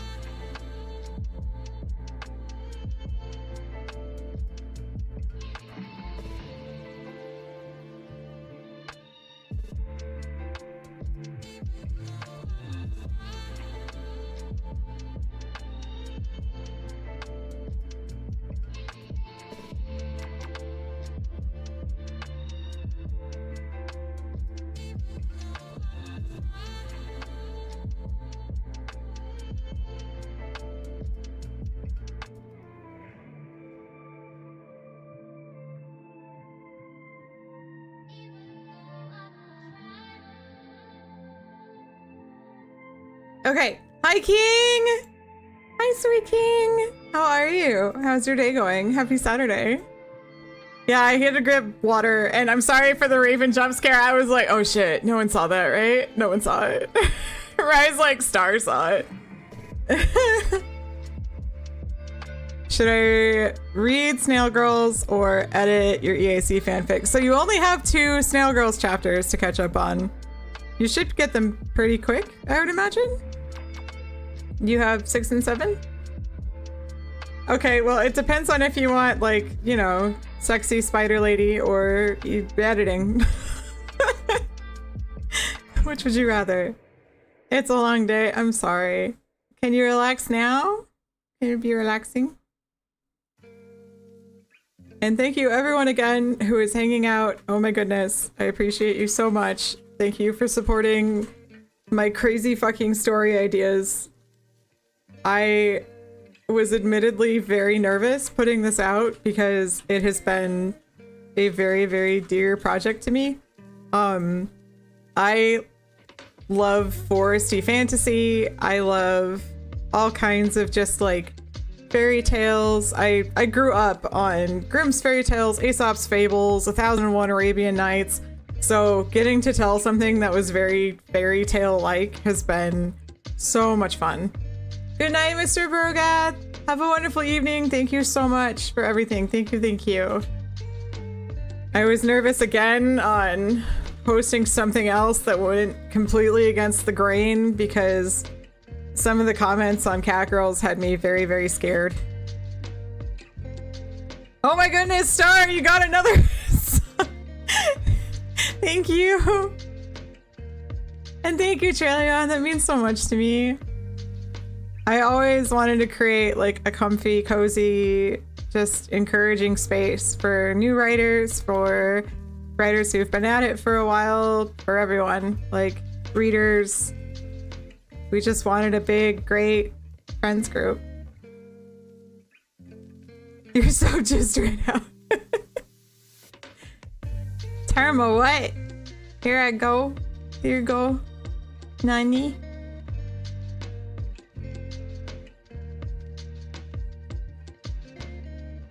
Oh, the heart, the shark heart. Thank you.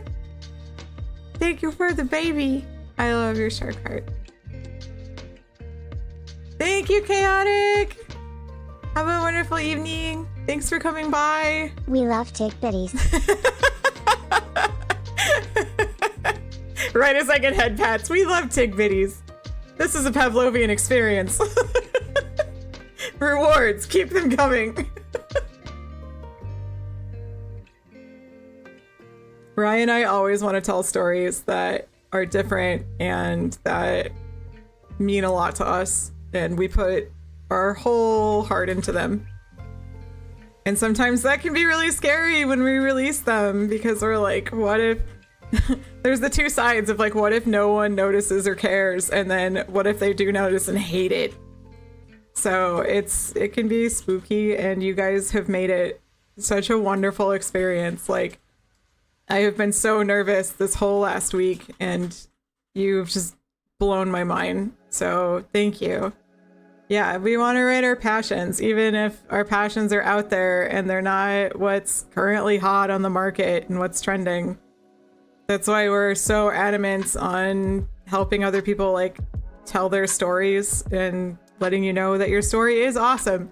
Like, if you love your story, if you love your narrative and your characters, there's going to be somebody else out there who does too. You do help, King. Absolutely. Like, so freaking much. Just the fact that like you'll read anything we write and give us honest feedback is one of the most helpful things on this planet. We couldn't ask for more. Our whole heart is put into our stories. I bet it's as big as Raven's bust, right, man? Look, Raven's bust is true to size and it needs somewhere to fit the heart, so... You just finished a short story you've been working on. Yay, Traileon! Was that the one you were working on when I came in and hung out in your stream? Or is that a new short story? How did it go? Yeesh! That's awesome! Yay! Good old Lance. Are you really happy with how it turned out? I loved the whole premise. Everyone hates him. It's awesome. That's when you know you've made like a perfect character. I hate this guy. Perfect. It was for a contest, right? You found the sticker location? Perfect. Did you send me a link? I'm gonna need to order a few. One for Rye, one for me, one for emergency backup.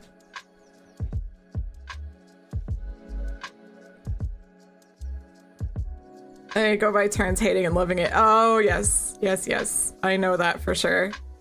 I love this story. I hate this story. I love this story. How can I write such garbage? This is magnificent.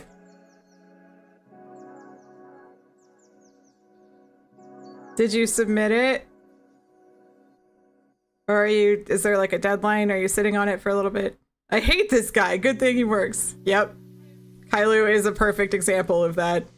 But the best part of Kailu is like everyone coming around to him and being like, you know, he's not bad. Ah, hello Raiders. Hello. Welcome in. Hello Moth. Isn't that the cutest name? It is so They've raided before and it's like the perfect name. Like, little moth flying around. Right? A moth in the archive. Please enjoy your dinner. Thank you for your raid. I will take care of everybody. Hello, watchers. I am one half of DoubleBlind. The other half is behind me. It's my husband. We are celebrating the launch of my new fiction. Hey, Death's Head. Okay. Have a good night. I just launched Of Trails and Snails 2 days ago, publicly on Railroad. Thank you, Ghoulish. Thank you so much. This is Suika's customizable model, but I had to add some antennae for my snail girls and then my budgie for my budgies because we have the camera up there. Thank you. I appreciate that. She does a gorgeous job. And thank you guys for coming in through the raid. We are chilling out. Oh, hey, Mako. I love seeing all the familiar faces. Like, we're all just one giant writing community. It's great. Yeah, I was supposed to launch it last week, but we kind of got in a tizzy with Railroad and them saying that we didn't own the rights, which I'm really tired of hearing these words. I'm just gonna get them tattooed on my forehead. You don't have the rights. Oh, you don't have the right. You do not have the right. Isn't that like a Dark Souls thing? Elden Ring. You don't have the right. Take biddies for the Raiders. Thank you, Star. Yeah, so last week I tried to launch my new gamelit whimsical fantasy of Trails and Snails on Railroad, and I had already started launching it on Patreon, so Patreon could be ahead.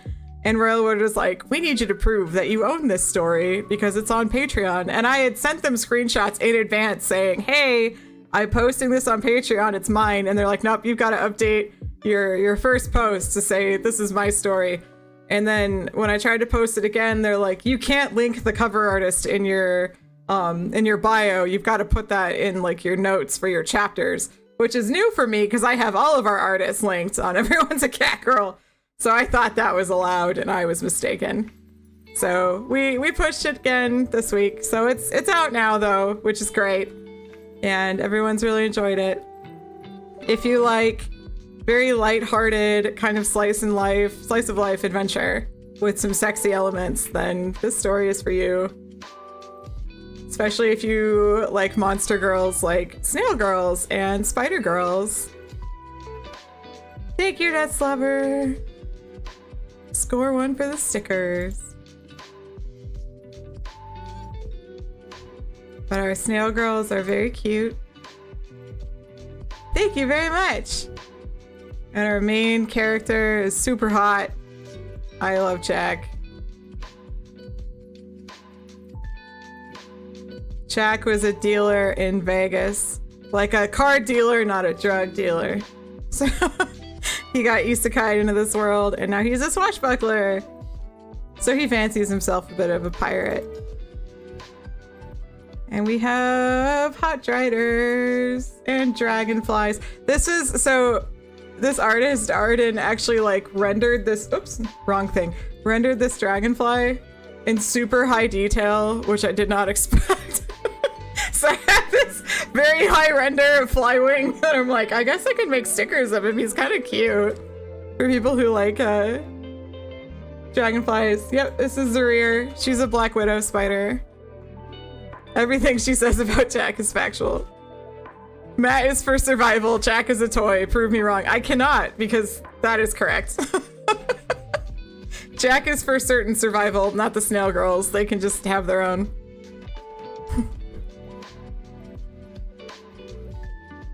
Spider lady. Dragonflies eat wasps. That makes them friends. And mosquitoes. Dragonflies are great. Yeah, I had to. I thought that was really cute because of Ragnarok. Yeah. It's a nice little nod. But all of the chapters will be free to read for a while. I don't know when I'll get around to actually like making a paperback volume, so we would love to have you. Railroad is probably the best place to read it, which is pinned. Snails Girls, Snail Girls. And you can follow and like, and if you want, make an account on here for free. Is there any way there could be a dragonfly lady? We talked about a moth lady, which I can probably, like, that was on the docket of things that Discord wished to see in Snail Girls, so I will figure out dragon or moth lady. Yeah, moth mommy was a big request for people for Snail Girls. I definitely want a Lamia for sure. So moth mommy and Lamia. Really easy to grab these with or like a lantern. Or just any kind of light. Yeah. Oh. That would be really cute. Yes. Yes, very soft, very fuzzy, very huggable, very pretty wings. I need to decide like what her design would look like, but I think she'd be very fluffy and cute. Oh yeah, I could see that. That's actually a good point. Moth mommy is a need. Why is it only fantasy? Not Joopy crazy and not Joopy's model either. Joopy's model is a little creepy for me, and it's less moth and more of whatever she went for. I want something a little softer. Her model's very cool, but it's not what I had pictured. I'm sorry, Tarma. I wish I could bring all these girls and cat girls to life. I can only promise maybe getting it into Nearlia. Whoa, Nearlia. Maybe. It's a big maybe. I gotta work with supervisors. I know. I'm sorry, Tarma. Nearlia. I can talk, I swear. But for people coming in, this is just kind of a chill stream where I'm answering, and my husband Ryan is answering questions about writing, publishing, marketing, anything at all. Launching a web serial of Trails and Snails, Snail Girls, Snail Facts, whatever you'd like. We're here and we're hanging, and this is super fun.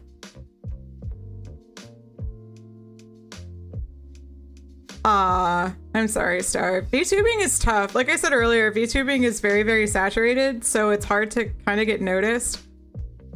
Like, we get a lot more viewers on our writing stream than we do on our Raven stream, which is fine. Like, that's kind of what I expected, and that's what we would rather anyway. Raven was born for our community. Like that, like the whole VTuber thing was just so readers could enjoy watching Raven scream at video games, and it turned into like a really beautiful setup that I never expected. I love having her. Like, there are days I'll just hop on VTube Studio and like dance as Raven like a nerd because it's just unbelievable. But yeah, so I understand if like that's something you swap out of or kind of change your direction. Someone make a way for us to go on different worlds, please. Well, Book, I don't know. We could do it. Like, that could already be established. Hard to say. Please get a good word for me so I can get into fantasy waifu heaven. I will do that. I'll make sure, you know, Shark Girl happens. Hey, Ice Dragon, how's it going? Just gotta start work on the dimensional portal right away. I'm sure my birds will help me with that. Stargate project go. Look, I can barely math. I don't know if I can do the science and math for a dimensional portal. I have a hard time calculating the mileage on my car. I'm not sure I can send you to another dimension.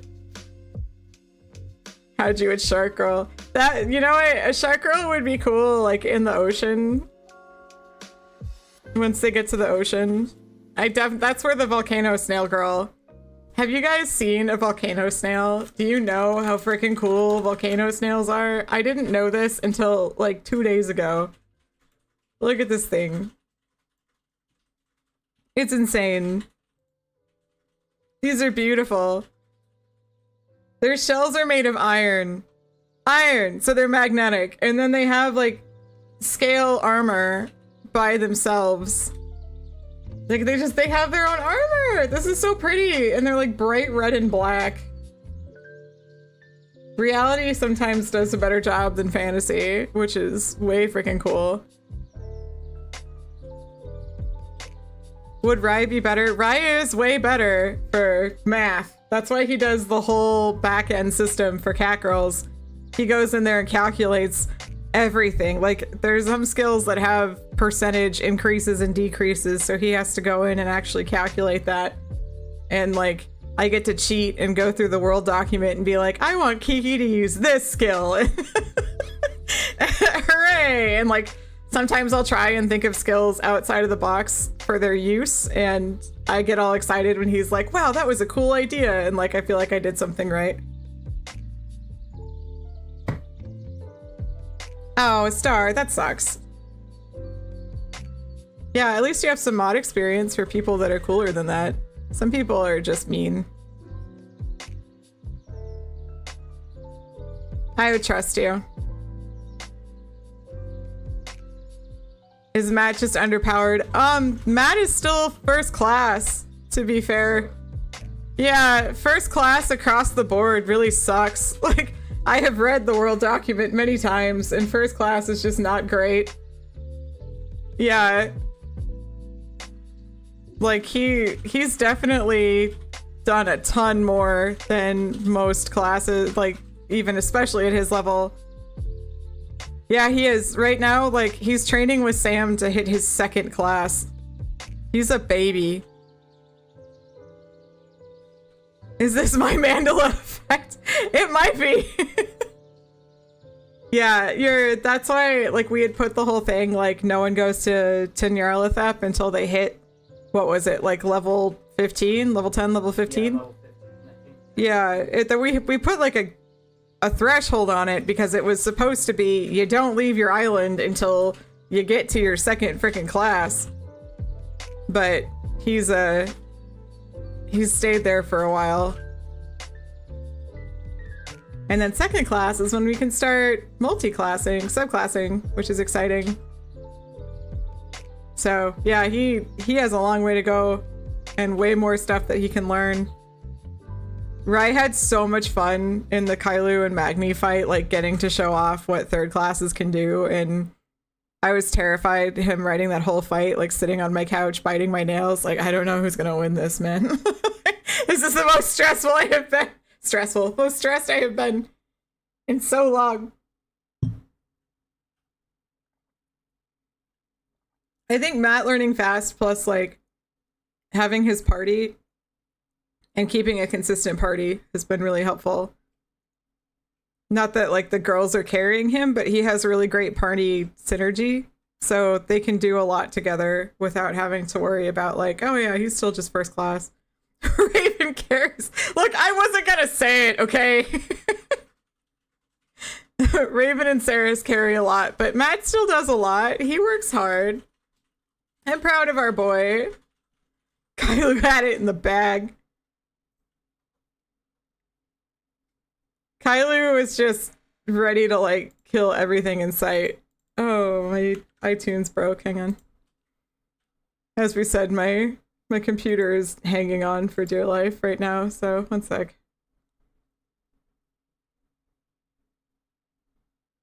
Hang in there, desktop. You can do it. You're gonna be okay. What's it doing? It's going really slow. I have a lot. You're not using Chrome, are you? No. No, I'm using Firefox. I'm just running like a bunch of programs. It shouldn't be working. It shouldn't be this bad. It shouldn't be, because normally you would have a game and Raven going right now, and that's going to do a lot more than this. Plus Reolink. I don't have Reolink open with Raven. Yeah, but I have And Reolink iTunes. open. You have more RAM than I do. Okay. So you should actually be running just as well, if not better than me. No, I don't have Chrome open. Okay, so minimize this. Okay, let me get the music back. Hang on. It's so quiet. Okay.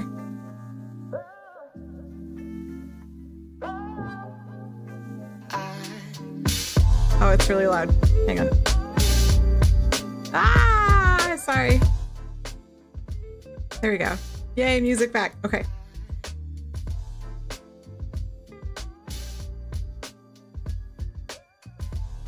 That's also Firefox. Meanwhile, I have 300 tabs of Chrome open. King is speedrunning his computer's death. Okay, I'm gonna take a look at this later. Okay. Did your review go through? Let's see. Survey says I need to go to Royal Road. It did! Chocobo! Yay! Thank you for your review. Thank you, thank you, thank you. Thank you. Oh my gosh, we got 2 more unique followers since I last checked. Yes. Thank you. I want a picture for meant to do. Right, same. Oh, Chocobo, do you like Mia best? Is that your favorite girl so far?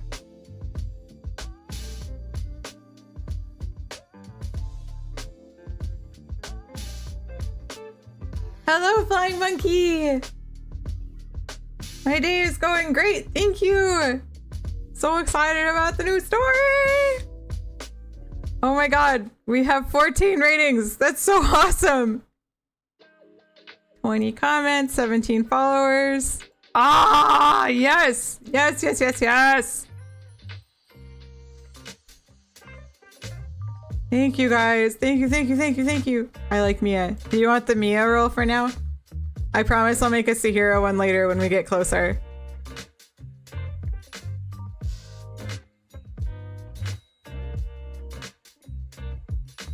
That's okay, Trillion. Thank you. A follow is still helpful. That still helps.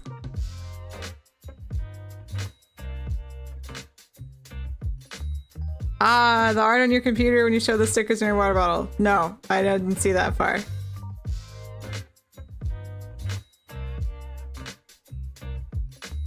So there's 3 chapters up right now, and then a 4th chapter will go up tomorrow. And then after that, it'll be a chapter every Sunday.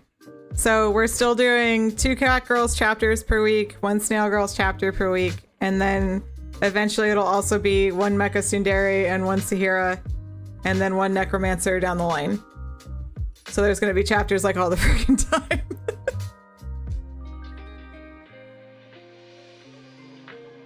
Star, it's okay, take a deep breath.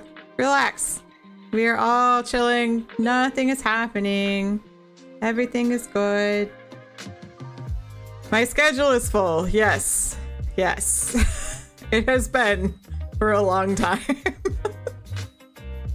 That's why we had to cut back on social media stuff, because we're trying to refigure this all out and reconfigure our lives. Lots of good reading. That's a lot of work. It is. Yeah. We, our streams after, so we're gonna have, tomorrow I'm gonna play the horse game as Raven, and then after that, I think on the next week or the week after, we're doing the Kickstarter panel on this channel, and like that's it until middle of September when we get a chance to catch back up, because a lot of my time right now has been like get up, post on social media, write, cook dinner, write some more, stay up until like midnight, and then I have 2 hours until 2 a.m. when I go to bed and rinse and repeat and do it all again.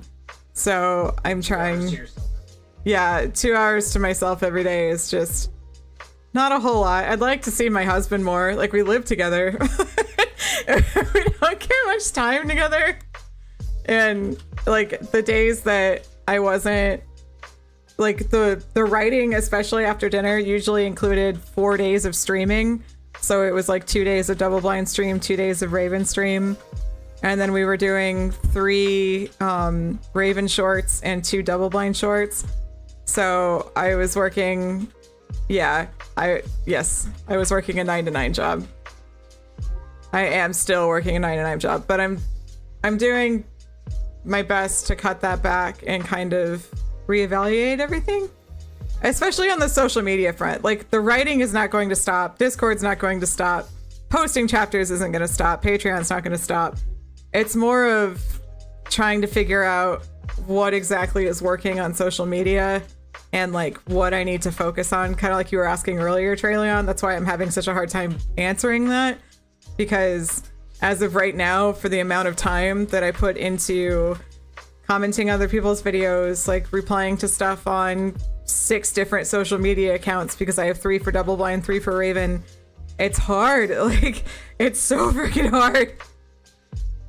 And I don't know if it's actually paying off. So this will be a really good time to kind of kick back, enjoy my work again, and actually like get to see Rye for more than an hour and a half a day, which would be really nice.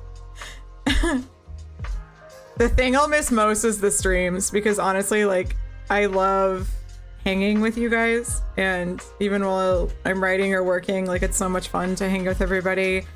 I am going to miss trying to finish 1,000 times resist with everybody. So that'll be the biggest obstacle for this next month. Traileon has a wonderful writing stream, by the way, Star. If you're not following him already, I'm gonna shout him out real quick. He is so sweet and chill and very easy to listen to. Highly recommended. And he streams almost every night. Of course! I love coming into your streams and just like putting you on while I'm doing my other work. Like, you're so easy to listen to and hang out with. And it's super fun to hang out with you. So please, if you're looking for another writing stream to hang out with, like until I come back, please hang out with him. And then Lucas also has a writing stream that he pops in every time, or every so often. So there you go. Oops, that's not shout out.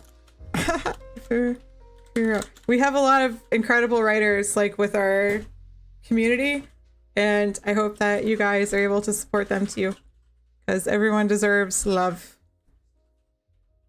You sent a pic. Okay, I look. Wednesday is your writing day. Okay, that's great then, because Wednesdays was one of Rye was doing it on Wednesday. Your background is Yomi. I love this so much. I don't mind at all. It matches your mug so freaking much. Oh my god. I see the aesthetic. This pleases me.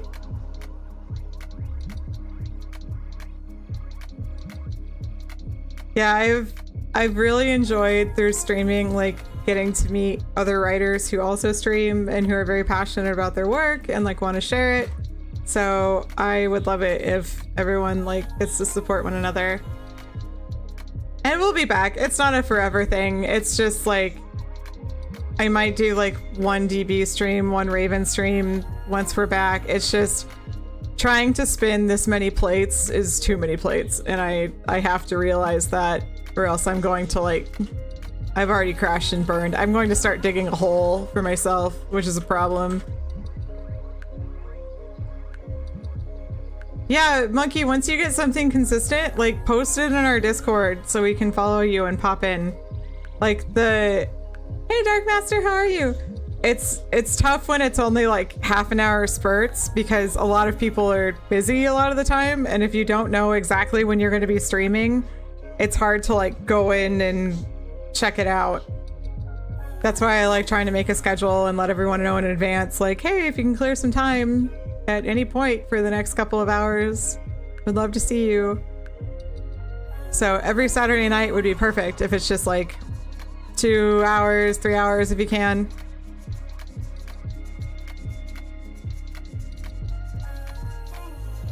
My background is the sweaty jumpsuit Selena, and I'm not ashamed. That's a great background. Do not be ashamed.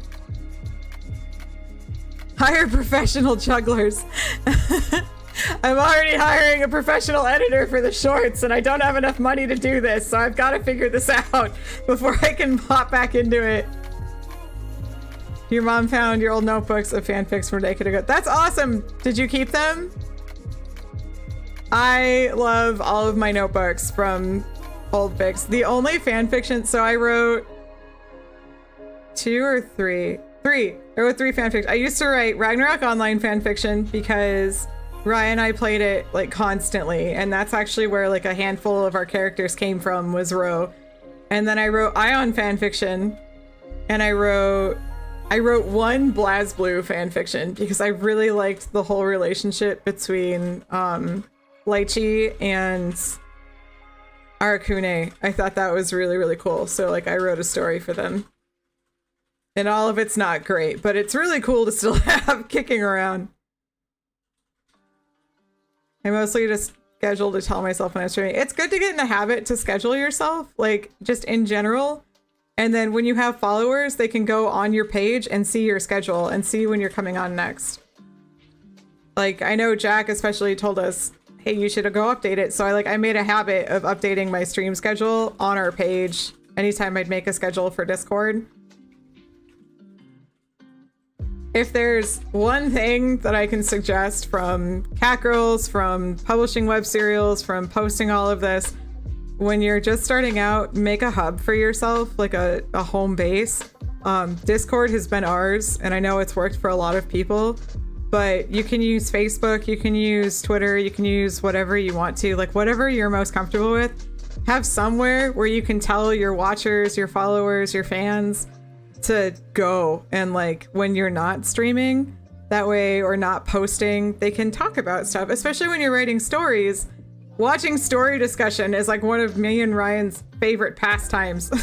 Like, we can't really comment because we never want to give away spoilers, but it is so much fun to watch everyone's thoughts, and sometimes people are right and sometimes people are wrong, and sometimes like people say things that totally surprise us, but it's cool to see that, and having a hub for that where, you know, you can chat with people about it or they can ask you questions and be readily available is very important.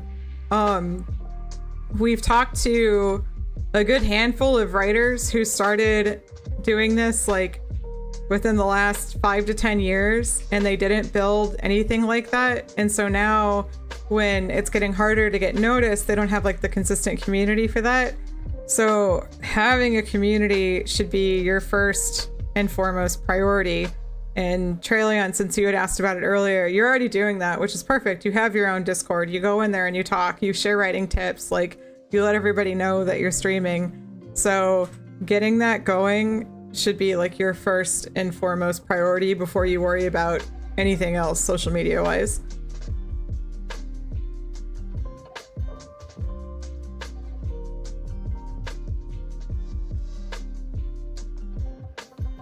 Oh, house fire. That sucks, Yukina. I'm sorry. I had to figure out how my work and sleep schedule would have to go. And yeah, Flying Monkey, since like you're doing work too full time, and I know that you had just started on a new schedule, figure out first. Like make sure to take care of yourself first. Okay, Star. Thank you so much for the subs. Thank you for hanging out. Thank you for the cheers. I'm sorry your phone's gonna die. Sweet dreams tonight. We'll talk to you soon. I'll see you tomorrow if you come hang out and stream and watch me race horse girls. You're horrible about posting in your Discord. Get better at it. Make a habit of it. You gotta make yourself do it. Like when Cat Girls was me, Rye, Penny, and our DoubleBlind account, we were still going in there, and if it was dead, I would start talking to our DoubleBlind account and replying to myself. Like, that's another thing too. I've done a couple of interviews about building a community and about building a Discord server. When you do a Discord server, don't start with like 1 million channels. Start with like 4, because yeah, I go into so many servers that have like 20 channels and 15 of them have not been updated for the last year plus. So it looks like a dead server. Good night, Vicandace. Thank you for everything. Sweet dreams. Feel better with your painkillers. No problem, Terma. Sweet dreams to you too. Thank you so much. Thank you, thank you, thank you. Yeah, make channels as you need them. We had like general memes, Cat Girl discussion and a Patreon channel. And like that was it. It was so small. Oh, and Mude. Mude was like what kept me coming back. Mude was Mude was great because it also pulled Penny back to go get more wives. Thank you, Tara. Mude bot is like rolling for anime wives and claiming them, and I was playing them like crazy, and I know Ryan and Penny were too, so we would all play Mude bot together. But it's important not to overwhelm yourself, because whatever channels you have in your Discord server, you're going to be going through and updating. So if something hasn't been said in there in a while, you're going to be the one saying it. So it's good to like make it as you need it. You're wondering what that was. Yeah, so Mude is a game bot that you roll for like anime wives or anime husbands or video game, and then you can claim them and get points. Time for me to go. Have a great time. Thank you, Mako. Thank you, thank you, thank you. Have a wonderful evening. Thank you so much for hanging out, and thank you for the cheer. Thank you. But Mude got really addicting, and it's really fun to like trade wives. Yeah, it's like a gacha without your wallet. It's kind of like a trading card game. I imagine them as cards. I put in like Raya, and I put in Cat Girls in there, and I'll probably put in like Snail Girls and Sahira, and I'm sure he'll put in Mecha Tsundere Girls once he has art. So you can put in custom ones. Art. So Kiki and Cannoli were in the official Mude for like 30 seconds, and we were so excited, but then someone complained and said these are totally obsolete characters, you can't have them, and they took them out. And we were so sad. Like, why did you take out our babies? Because there's not enough reviews on them. So ever since, I have been scared of like trying to upload more or get them back into Mude, and I don't play as much. I gave up on my wife collection. I think the only one I kept was Holo. Yeah. Nah. But I wanted the approval. Yeah, they said we weren't big enough. Like those characters weren't popular enough for them to put them in Mude, which is silly because they have some most like really weird, obsolete characters in there. But Cat Girls wasn't good enough. But we put them in our server anyway, so they're in there. You can roll our Cat Girls. It was a good way for people to come back and play.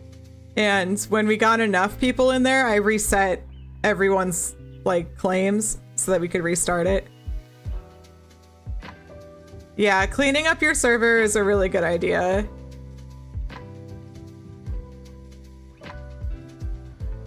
Sorry, not obsolete, just unpopular. Not popular enough. We weren't popular enough. So, no Cat Girls for us. You deleted 8 channels in your server that you made for a thing and all. Perfect! Good! The last thing you want is for your Discord channel to look like a dead server. Like, you don't want people to go in there and see that there hasn't been posts in, like, months. If I notice that channels haven't been posted in a long time, I'll assess whether we need them or not. I know we've deleted a handful where we're like, we could probably merge this with something else and make it so that it doesn't look like this. Yeah, just enough channels for the requirements. That's perfect. Like it should be stuff that people use. Like we didn't have the food channel until later. I didn't do Lynx's Kitchen until a lot later. We didn't make multiple Patreon channels until we actually had enough Patreons to warrant it, or patrons to warrant having different channels. Let me look at it. Like, I just recently made the art gallery that's in our server because we have a bunch of artists that love to share their artwork and that we get to work with consistently who interact with our server. So I added that in there. When we started writing our other work in progress series, we added those. So it's good to like go through and clean and check into everything. And just make sure that they're still being used. And it's important to interact with your own server too. Like, go in there, say hi. The reason our server is the way it is because both Ryan and I see everyone in there as, like, everyone's our friends. Like, this feels less like just, oh, these are just our readers. No, these are all of our friends, and we care about what's going on in your guys' lives. And so we always want to ask you, like, how are you doing? What are you up to?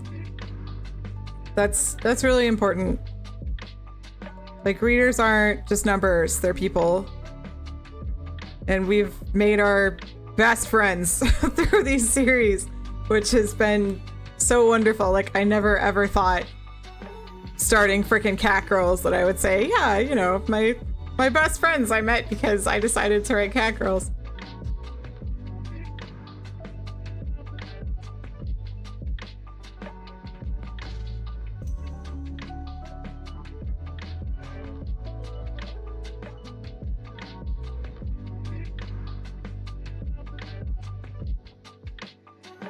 Well, I mean, you can do more art. Like, just focus on one thing, Monkey. Remember, I am taking a break from all the social media stuff because I am overextending. So you've got your job, you have a lot going on, you're trying to do streaming. Pick one thing and focus on it. We, from the beginning, knew, like, one of the best ways to get people into our story and, like, interested in our story would be artwork. So when I met Mound was still doing like full bodies for like $25, which was freaking a steal. I'm like, honey, please, let's work together, because I was broke, but I wanted art with our series. So she was doing like really inexpensive pieces for us that we could share. And that way I could keep our art channels alive. I could keep our Patreon interesting between our own posted channels. I could share it with other people and get them excited. It was perfect for social media. So only do what you can, but there's a lot of ways to like go about getting eyes on your stuff. Don't spin too many plates. Be kind to yourself.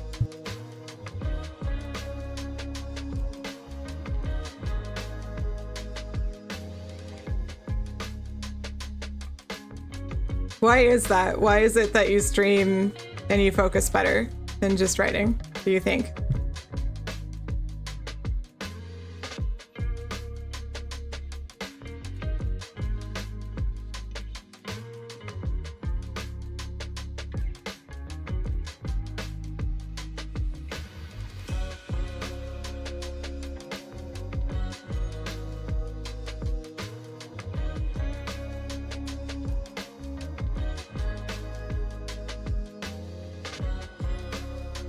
Having a body double?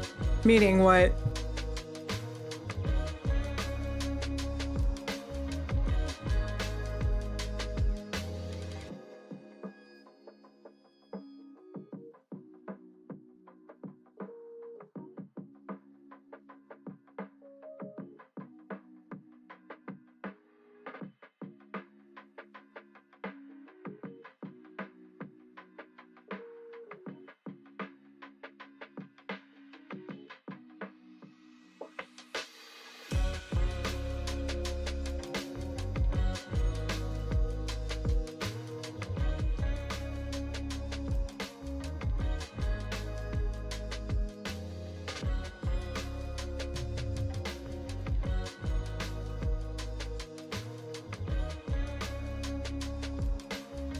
Okay, is that, thank you for both explaining, Trailing and Master. Monkey. Sounds more like the pressure of having people work around you, so it feels yeah. feel like What if you pop into other people's streams just to write, so you're not streaming? Because streaming itself, I know, takes a lot of time and setup and like concentration. But like, you can't always be streaming, right? So can you turn on like another writing stream and just focus? This is my first time learning of the term body doubling in terms of co-working and not just like acting. Today I learned.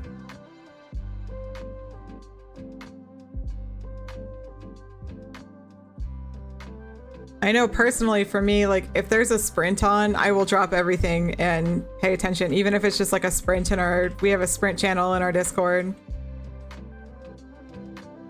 Okay, so you can't just like shut it off and not be active in chat. What if you just turn off everything and just sat down with like a writing program, nothing else to do in the room at all? No social media, no Discord, no phone. essentially lock yourself in a room with just a word processor or a composition notebook.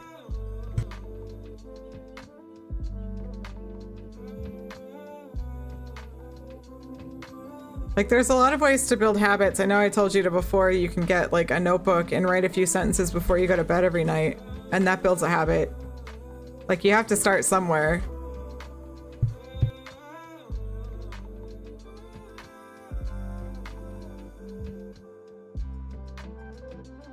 Yeah, exactly. Like, when you're streaming, you can't do anything else. You can't look at your phone. You can't check social media. You can't check YouTube. Like, you've got to sit down and write because people are waiting for you to write.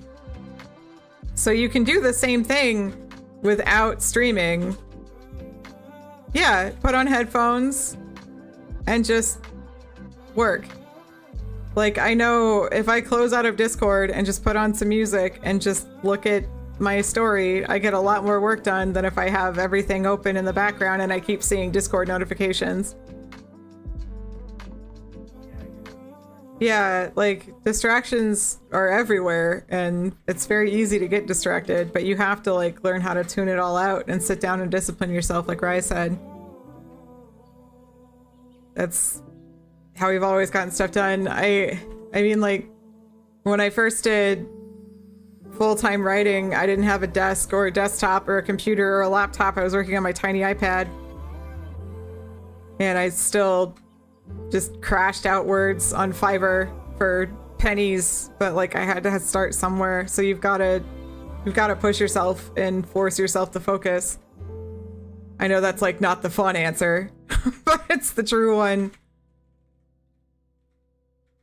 Like, if you really, really want to write, you got to sit down and write. There are plenty of days where like that's the last thing I want to do, but once I start getting into it and even get like the first sentence down, I feel so much better.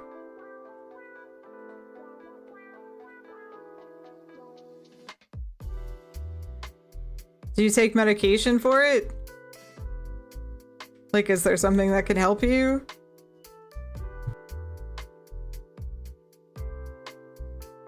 I know one of my clients has ADHD and he's got like 90 books out, but I know he's got meds for it too.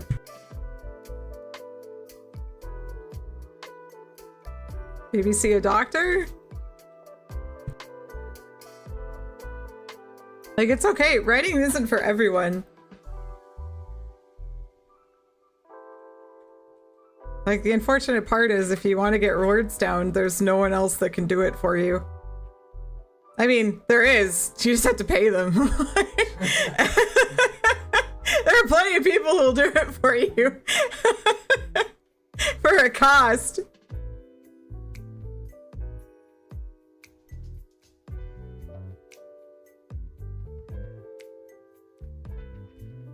Is writing really what you want to focus on then? Would you rather focus on something like drawing?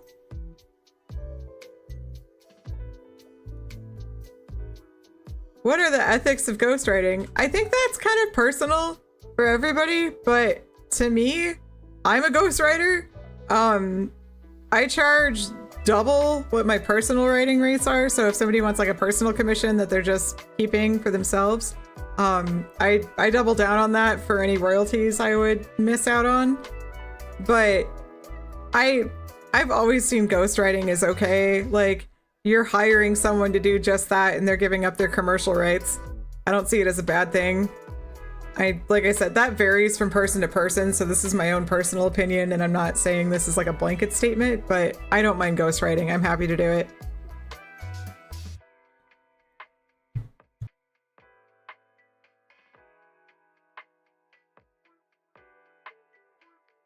Hey Nevermore, how are you? Ghostwriting is completely different than AI. Ghostwriting is hiring another human being to take your story and write it out for you, but you're like, that person's name doesn't go on it. So it's just like, it's just another person writing it. And I mean, it's still like the story that you want to see, and you still hired human hands and a human mind to do it. AI is totally different. Oh, it's nice to see you too. Thank you. I am celebrating the launch of Trails and Snails. I am super excited. Yeah, I do. Like, Ryan and I survive on freelance writing. We wouldn't really be here without it. We'd still be at call centers, which I would rather put my head through the wall. So I'm happy to write anything. You don't have to put my name on it. I don't care.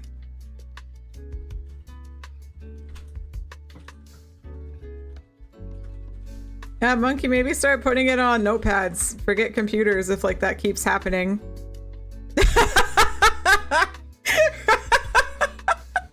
Hey, I would too sooner staple my balls to a ceiling before I work at a call center again. Every one of my toes, my fingers, my eyes. Oh. I've done the holy trinity of like work that everyone hates: retail, food service, and call centers. I've done all three. And I think I would rather go back to retail or food service before I went to call centers. Like, God. I would. Yeah. I can at least be myself a little bit there. Yeah, exactly.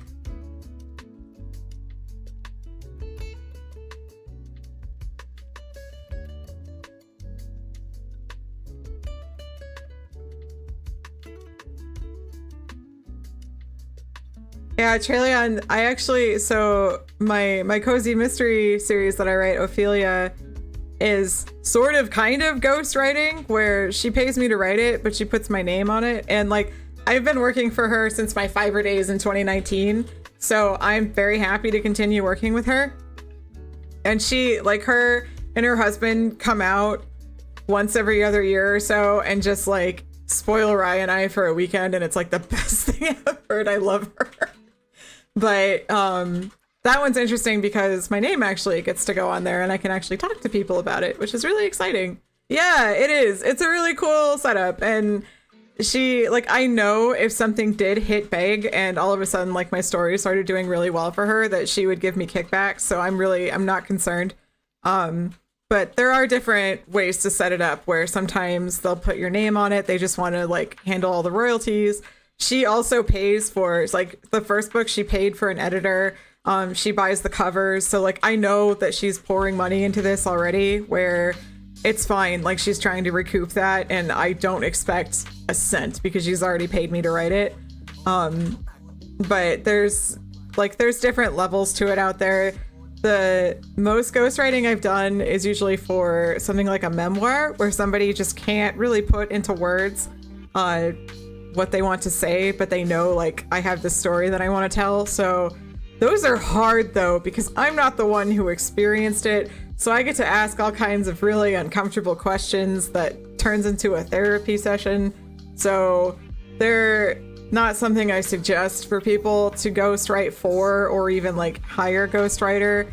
I had a few people, like, before I quit Fiverr, come to me and say, like, I really want to ghost or have a memoir told. And I'm like, please, are you sure? Like, we have to go through a lot of memories that you might not enjoy, and it gets really ugly. So that's a interesting transaction for sure. When I get paid this coming week, I'm buying a lifetime sub to Campfire Write manuscript. Okay. I mean, if that works for you, Monkey, whatever you can do. Like, if you really want to write, get paper and pen, get a composition notebook, get Campfire, get whatever you feel like, but you've got to force yourself to sit down and write. You're the only one who can do it. Like, no one else can do that for you. Yeah, people who can't write but want to tell a story. Exactly. And with my client who does the cozy mystery, her husband writes teen and young, not young adult, but like, so they do like 10 to 12, and then they also have like a 6 to 9 series with like kid detectives, which is super cute. So he's already working on that, and they wanted to target like an adult market. So I do the cozy mystery for like the adult market, and then they have the mysteries for the little kids. And then I also write a like a bard short story series for them, where he gets songs from the people who come into the tavern and like tell them their stories. So we had like one guy who saved dragons, one guy who could hear sounds when he ate food, and then a girl who was like born in the forest in like a matriarchy and wound up escaping and is like an expert in poisons. So I get to write a lot of really cool stuff for them.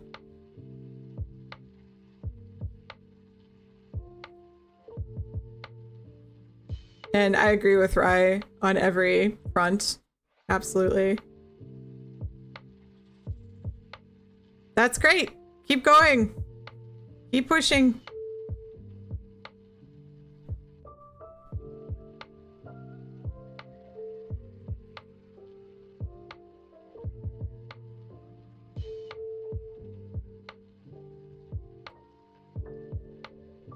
Would Rai or I edit it when I have a lot more? So when it comes to free work, it's really hard for me to find time. Like I had to carve out time in my day just to read for fun. So it's really hard to say like I can read through it and give you feedback without getting paid for it.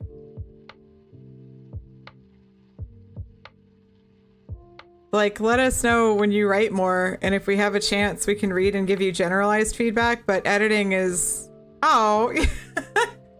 Editing is one of the services that we do. So I have done editing for a bunch of clients where I do developmental copy editing, line editing, and then Rai does editorial assessments, which he did with Sneaky the other night, where he'll go through and read and give feedback on the story, the plot. He'll help you with your pacing and like give edits.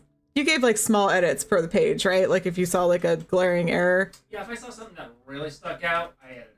Yeah, okay. So like minimal edits here and there. There's different levels of editing where you can have proofreading where it's like generalized feedback, or copy editing where it's you're looking for grammar, punctuation, line editing where you're going every single line and trying to decide if this is the best way that you could say it, and then developmental editing, which is like this character could be stronger, this plot device was really good, but you could add something like this. I have a really hard time turning off any one of those buttons, so I just have like an overall price where I do everything. Like you're getting the whole package deal. It's like it's just easier for me to give all of that feedback. But I also do editorial assessments like Rai does, where I'll go through and just give like generalized feedback and then a few edits per page. Oh, dev editing. Yeah, absolutely. If you have extra questions on that, Traileon, you can message either me or Rai, because that's exactly what he did for Sneaky the other night, where it's like overall developmental editing and not so much like the nitty gritty, get the red pen out. But I know he left like a ton of comments on Sneaky's, and we can help you get into that. It is so much nicer to have like a pair of human eyes than like have Grammarly go through it, because Grammarly is right about 5 out of 9 times. Yeah, that's a great number.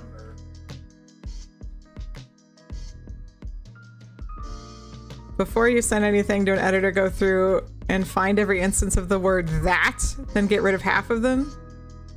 That's a weird piece of advice. I've never heard that before. I don't agree with that either. They also, things are always changing. Yeah. Start a sentence with and then, oh my gosh, there's so many sentences that start with and. Yeah.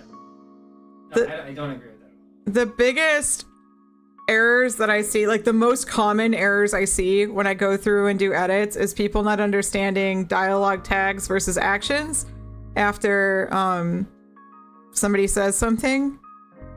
So that's fixing that. And then tense swapping. I see so much tense swapping, like from past to present, or yeah, it's just, those are the two things that like, if you go through and fix both of these, you're already going to be way ahead of the bell curve.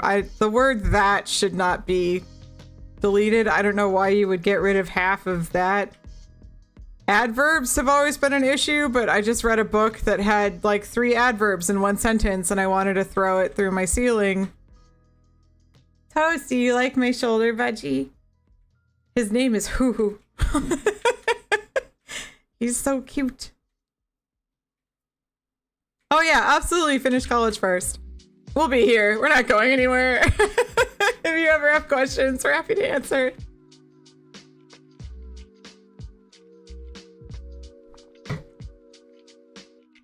All right, I'm gonna go for about 20 more minutes before I call it. So if you have any questions on Snail Girls, writing, publishing, editing, marketing, my shoulder budgie, whatever, fire them off. If you are new and coming in, I am a snail girl today because of Trails of Snails just came out on Railroad. If you like fantasy, lighthearted, whimsy, and sexy scenes, please, by all means, hop in because it's a lot of fun. Head pat the budgie. Yeah, there you go. Woohoo head pats. So cute. I love that he scratches his face like my birds do. It is wonderful. That is the most overworded. Every edit is different too. Like every editor will find something that just sticks to them that drives them insane.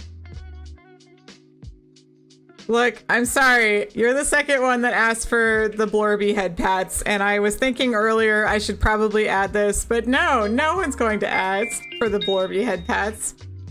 Winter! Hello! Hey Rune, you love the snail version of me. Thank you! My little snail antenna. Where are the birds hiding in the corner? I don't know, they've been hanging out on that branch. How did your stream go, Winter? How are you doing? Bolly's hopped out a couple of times that I've seen. They're just chilling down there.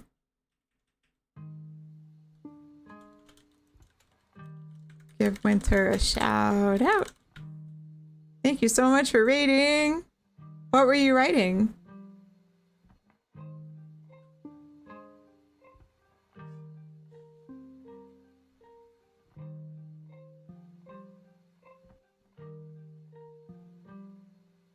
Look, Mia can still get head pats. Hoo-hoo, get head pats. I can get head pats.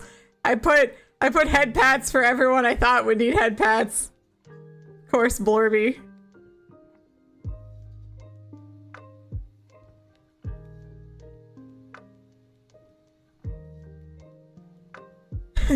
All the head pats. Yeah, it can also depend on your client. Like some clients just have certain things that they miss or they overuse and it happens. It really depends. Like professional editor means you get paid to edit, which is great, but like that doesn't tell me a whole lot. Snailtastic adventures await us all. Read of gels and snails. Woo woo. Yes, Mia. Good, Mia. Good girl. You were reading some World Anvil articles for a prompt you sponsored. What? A prompt you sponsored? Like for your stream or? Bolly peeks his head up after I asked that question. Yeah, she wrote her name. Bolly! Rappy, stop screaming. Oh my god. Alright, well, I guess Well, I'm stopping in 20 minutes, so that's one less distraction. I can go in and swap out pellets and see if that helps. They've got pellets and seed, like, in both of their little containers. Yeah, they got everything. Well, maybe if I go in and say hi, they'll stop being brats.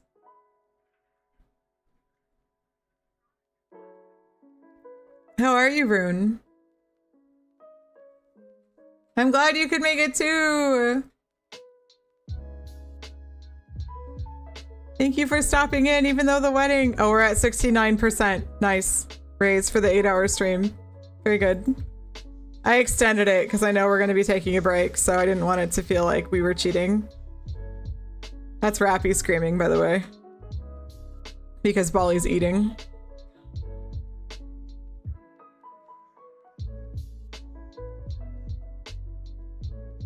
He's just sad to be alone.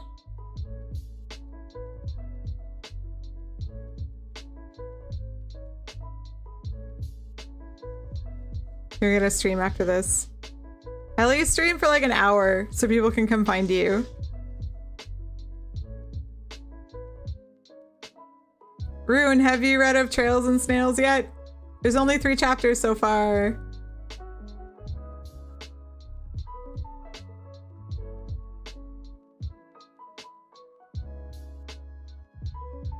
World Anvil does challenges throughout the year. And when they do, a member of the community chooses a sponsor, give out prizes. Last July was summer camp, 40 prompts. Now I'm reading the articles. I have to choose one from. Oh, that's cool. Yay! How many articles do you have to read, Winter? Master, this is going to be the last stream of the month aside from the workshop, right? Yes. So aside from the workshop, there's one stream tomorrow with on my Raven account. I'll be playing the Horse Girls game because I have a commission for the Horse Girls game. And then we'll do the workshop stream. And this will be it for the month. And we're not, yeah, the gambling stream. I'm not paying any real money. I'm not opening my wallet. I refuse. I do not buy gacha games. So whatever I get, I get. The birds are cute but loud. At least the snakes are quiet. Yeah. Yeah. Hopefully now he'll stop now that Bali's over next to him. We'll see. Went to friends, helped him chop down some trees. It's okay. It's not just you, Monkey. I know a few people forgot, so it's not a problem. I wasn't sure what to expect tonight. Like I said, I figured I would hang out here, get some wine, party with the birds and Rye. You've done 70. Oh my god, you have 122 more to go through? That's so many. Is it by yourself? You have to pick the answer? Or the winner? No, you haven't told us about the funny birds, King. Please share. Oh my god, you have to read 192. How long are they? Like, how long is each one? Is there a minimum or like a maximum word count, I hope?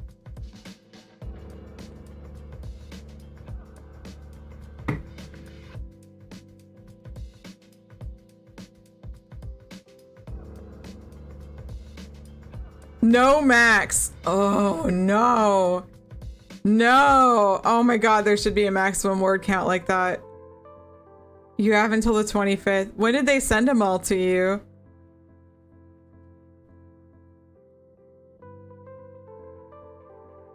Not a burden. Do remember. I will message you after the stream.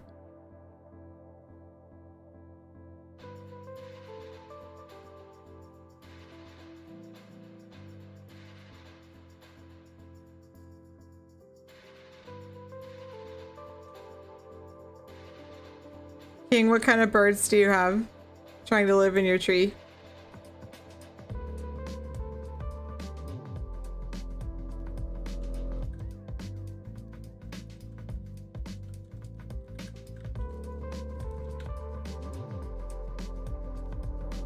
Oh my god, so they give you from the 1st to the 25th to read 200 pieces without a maximum word count. Nope. Nope, nope. Nope, nope. Oh my gosh, Chocobo just went to bed, but we're at 27:45. Ah! Very nice. Oh my god, that's amazing. That's amazing. How many books am I thinking of writing for Snail Girls? That is dependent on a lot of factors. So I plan on writing at least book 1, which is going to be around like 75,000 to 80,000 words. That is my goal for book 1. Everything else is going to depend on how much people like it, honestly. Like, it'll depend on how much interest we gather, how many readers we have. Like, it's right now we're at a point where I have paid for so much like out of pocket on Snail Girls that I have, or on Cat Girls rather, that I have to be really careful for like what else I am paying out of pocket for. And putting stuff to paperback is super duper expensive. So it's gonna depend.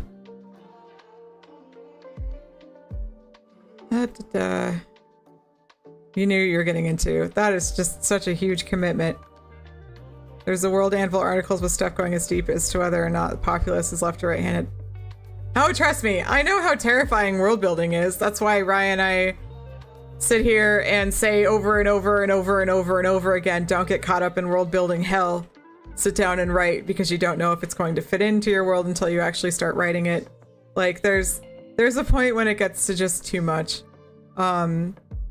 And there's certain details like how many people in your world are left or right-handed. I have never talked about that in 700,000 words of Catgirls. Have we ever talked about that?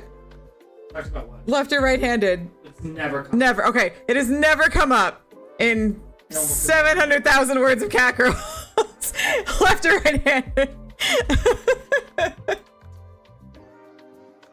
So there are certain things that it's just like, why are we talking about, why are we worried about this? Like, you don't know until you actually sit down and start writing it in.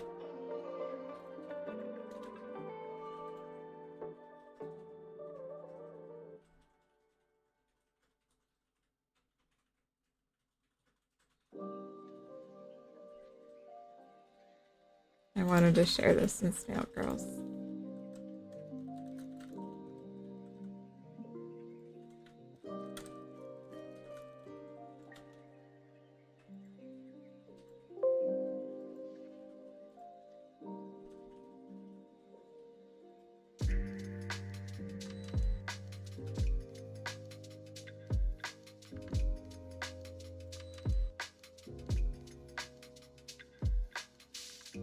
Was Snail Girl's Sky idea? No, it was actually... So it was Galahad who initially said, like, there's a 7th double-blind copy out there writing Snail Girls. And Sky and I were like, but what if we wrote Snail Girls? And it was supposed to just be like a 10,000 word commission, but it wound up being way more. And like, I wound up loving it a lot. So I was like, do you want to continue? And he's like, yes, I want to continue. So we just have kept going.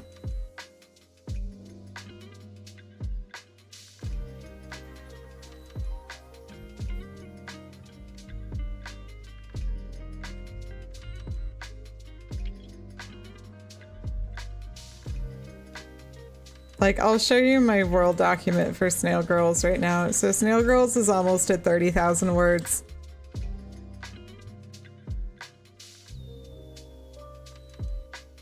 I've got their diet, notes on snails, natural enemies, and then I've got terms on the world, like the name of the continents, the regions they're from, what dew is, what their afterlife is called. And this is all stuff that like I made up while I was writing. I didn't come up with this before because I wasn't sure what all I would need. So I just went through and like named it as I went.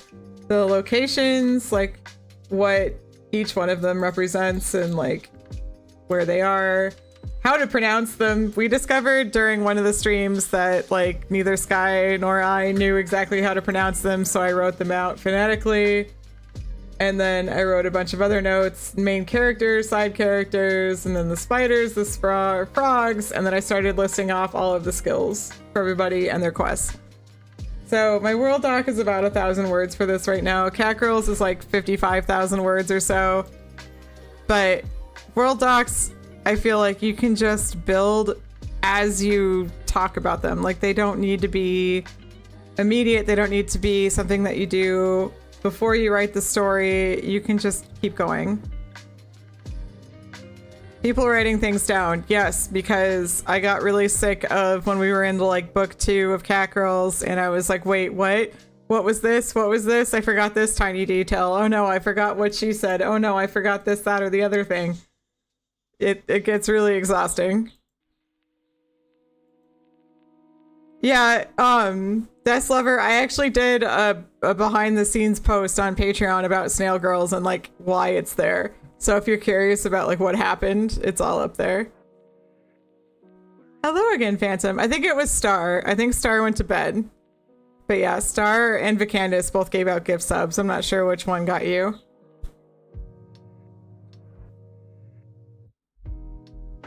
But world building hell is a very real place where you can sit there and get really stuck.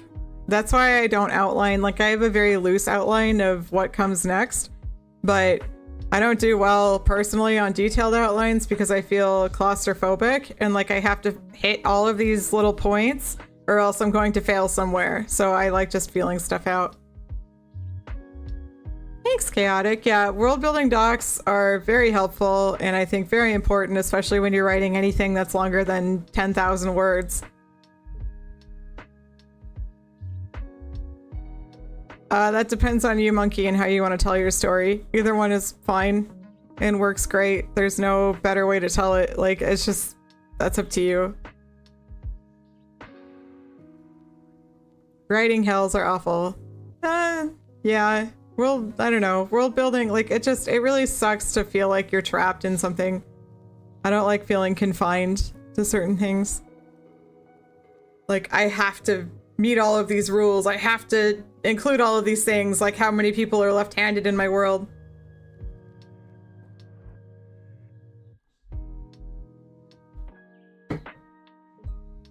I know Rai said that he was, like, during one stream, he sat down and actually was building, like, a really big outline for his mecha story, and he wound up trashing, like, the whole thing because he felt really confined to try and meet all of these expectations that he'd set up during that stream. So he got rid of it, started over, and then started building his own world building document from there. Everyone is different though. There's planners, which are people that love outlines and would rather write by an outline. There's pantsters who would rather have 0 outlines at all and 0 expectations going into it. And then there's kind of the in-between, which is what Ryan and I are. We outline a little bit and we'll talk about like what we need to hit in a chapter. And then we'll just kind of go for it and see what happens. Sometimes we hit it. Sometimes we're like, that chapter took a totally different way in a totally different area than we thought. I have no idea who Robert Kurvitz is, so I'm looking up. He is only 4 years older than me. Oh, Disco Elysium. I have not played Disco Elysium. It's sitting on my Steam, and I'm sure I'm going to get to it once, like, you know, I'll go by Raven versus her Steam library. It's in the D's, so I'll get there eventually, and I'll be reading a lot.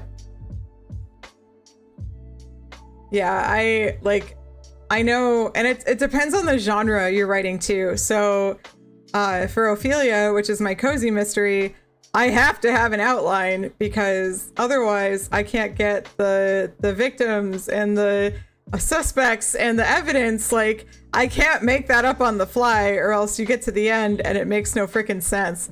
So I have to actually have that planned out so that when you get to the end, it ties it up in a nice little puzzle and you're like, oh yes, the final piece is here. So for certain genres, you absolutely need an outline. Like, I don't think mystery would work well enough, especially murder mystery, without one. But for like fantasy and epic fantasy, as long as you know at least the point of that book and what your characters are going to do, then you're good. Even Cat Girls, like the first couple of books, we had to pick out what felt like the most natural climax and ending, versus now in our later books, like 4, 5, and 6, we wrote them knowing like, okay, this is going to be our climax, this is going to be the ending, so they feel more natural, and we've had people give us feedback like that. And for Trails and Snails, I know exactly what like the climax and then the ending will look like, and then I'll go from there. So I think it's good to have your high point and what your main conflict is going to be, and then know how your book is going to end. At least, like, those should be the two things. It shouldn't necessarily be like really, really tiny world building details. Those you can add later.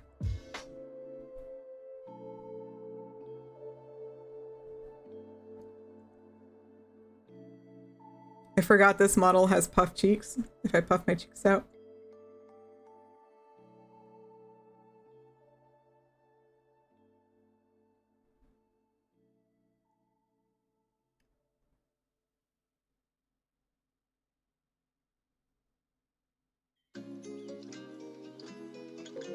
Yeah, I don't even do like the points in between. I just do start, main point, end point, like 3 points, and that's it. So that's totally up to you and whatever you're comfortable with and whatever helps you get the words down, honestly. It's all good. The most important part is just getting the words on the page. Like, unless you sit down and write, you're never ever going to get your practice out. Outlining forever and ever and ever is not the same as actually like writing the story. So if you want to write your story or write a different story. I know Chaotic shared a TikTok video the other day, and I agree with it completely. Not everything that you write is going to get published, and not everything you write should get published. A lot of that is practice. It's not a waste of your time. It's not a waste of your energy. You're practicing to get better at what you're doing. And that is just as important as writing the last story that you do and that you are going to get published. I have thousands and thousands and thousands of words that will never see the light of day, and that's great. I don't want them to.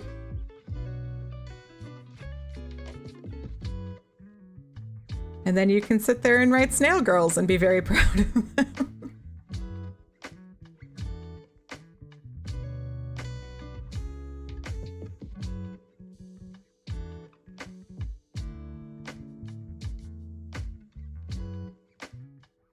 Give all the words. No, Toast. You only get some of the words.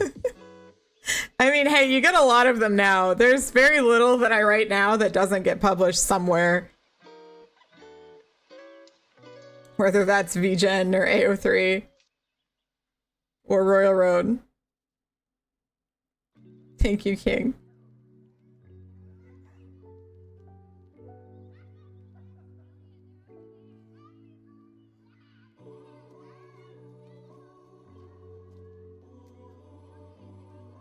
You think there's a fine line between writing to world build and world building to write?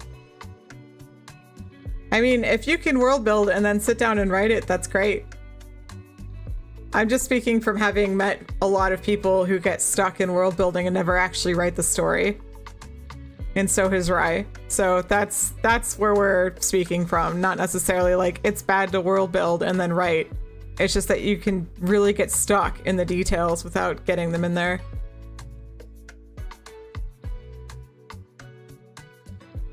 You are dodging Moobot. Monkey got it last time.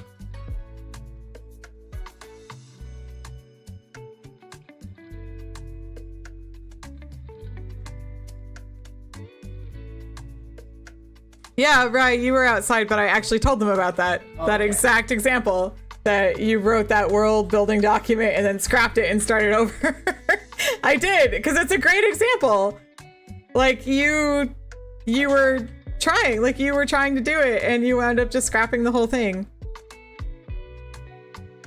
Yeah, again, we're not saying world building is bad. It's just that we've met so many writers who just get stuck in building the world and building details and building all of these things that they don't write the story. We see a lot of people in Discord like that too, where they just want to build details and they don't actually want to sit down and write it. So it's a difference. Dodging like Neo from that one movie.